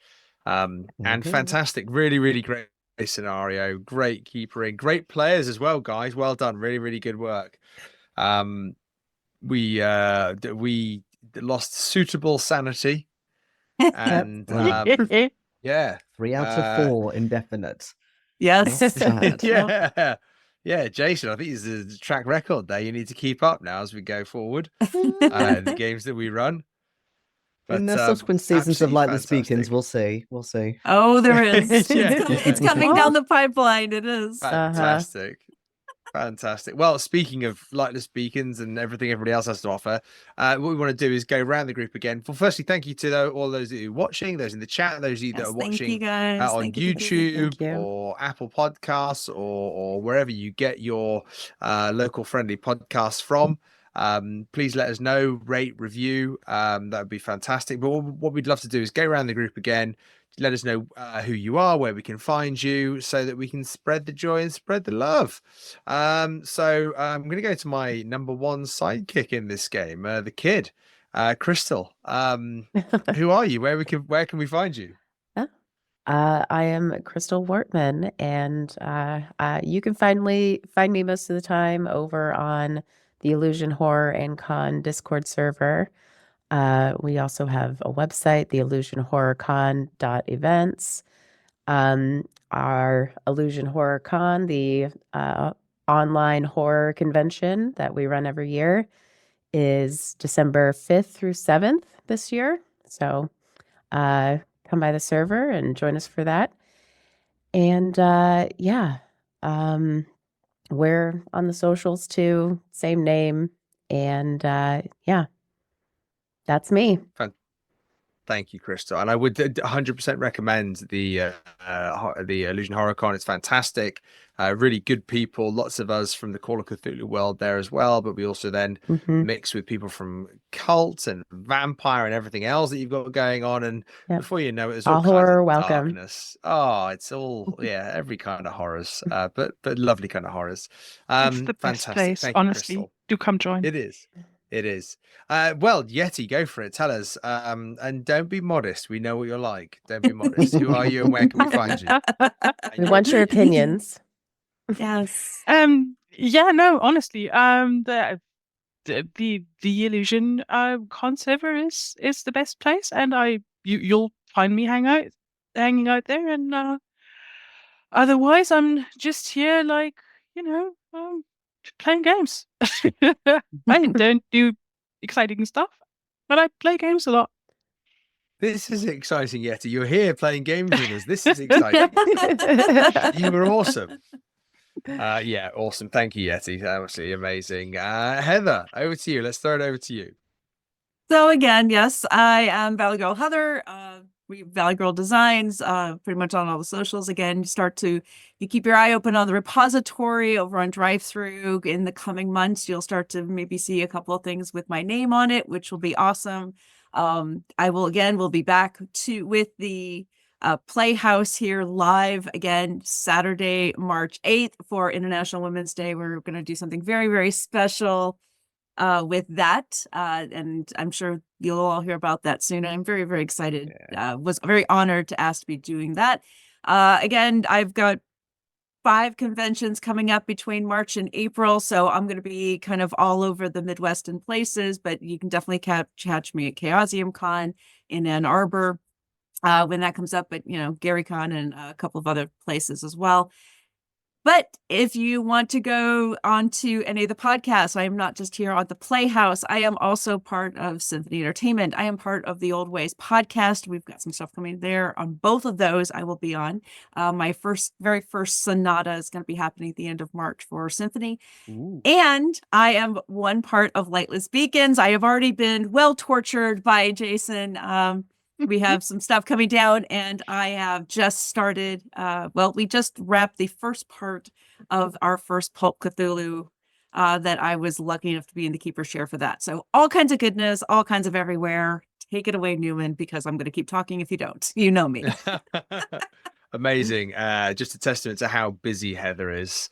And how Heather makes the rest of us look like we're lounging around, I think, is probably the accurate thing. But to a chap I know who is very busy, Jayson, tell us who you are, where we can find you. Heather actually loves the torture, really. She can definitely vouch for that. It's a mutual torture. Yeah. Well, I am Jayson Green. I am Breathed in Flame on my handles for Blue Sky and Discord. As Newman insinuated, I'm also going to be at Chaosium Con UK, but I'm also going to be at UK Games Expo, which happens to be literally a week later. So if you want to be in the Midlands around half term, summer term, then I will be at both those things if you want to see me for some reason. But apart from that, I'm a writer and editor for Call of Cthulhu in particular and a few other systems, and I'll be getting a few things coming out this year, fingers crossed. Well, some are going to be definite, I'm sure. And I'm hoping to run a couple as well at Chaosium Con. But aside from that, I of course have Lightless Beacons, which is one of the main things I do in my life now. Please come check us out if you haven't done so already. In terms of what we're currently doing now, we are doing Mask of Desire, me and Lydia, as a one-on-one scenario from Does Love Forgive, and we have got season 2 well on the way with lots of amazing content, which will be revealed very, very shortly. But I'm so excited to reveal what we're doing for that. So yeah. That's fantastic. And I would say, the Lightless Beacons, or the Lightless Beacons are, they are good, really incredible, great friends of the Playhouse. And so do check them out. If you're listening to the Playhouse material and you're kind of thinking, well, I could do with listening to something else, go and check them out. They are, they're fantastic podcasts, and you should be listening to them as well. I'm T.A. Newman. You can find me. That's my handle on all the socials. Also, Miskatonic Playhouse. You can find me in anywhere there, but predominantly our Discord server, which if you type in www.miskatonicplayhouse.com, you'll find our website and links to all of our areas, whether it's YouTube, Spotify, Apple, wherever you want to find us and listen to us. But come and spend some time with us, talk to us, and especially if you're a writer of the Miskatonic repository, come and join in and talk to us and send us your scenario, because we want to play it. We want to put it on here, whether it's live on Twitch, whether it's a main feed production. We want to be able to take your scenario and turn it into something where you've got a live play and you can say to people who are going to buy your scenario, check this out. Here's some idiots who ran your game and look how they all died horribly and went insane and talked about birds quite a lot, which was, something that happened. But on that note, we'd also ask you at the Playhouse here to keep these kind of events going and keep our Twitch going and all of our main feeds. If you think in these very testing times you have the ability to chip in, maybe contribute to what we're doing, we'd be so incredibly appreciative, because there's a huge amount of work that goes into, from the huge team, and that's from all of our wonderful keepers that give up their time, down to our editors that give up horrendous amounts of time, and then me, who just puts on a t-shirt occasionally and talks. It would be wonderful if you were able to support us, and you can do that at Coffee. So that's ko-fi/miskatonicplayhouse.com. If you wanted to support us there, that would be amazing, because it keeps the lights on and keeps the stream streaming. But on that note, we will say until next time, when the curtain rises again. Good night, everybody. Night all. Good night.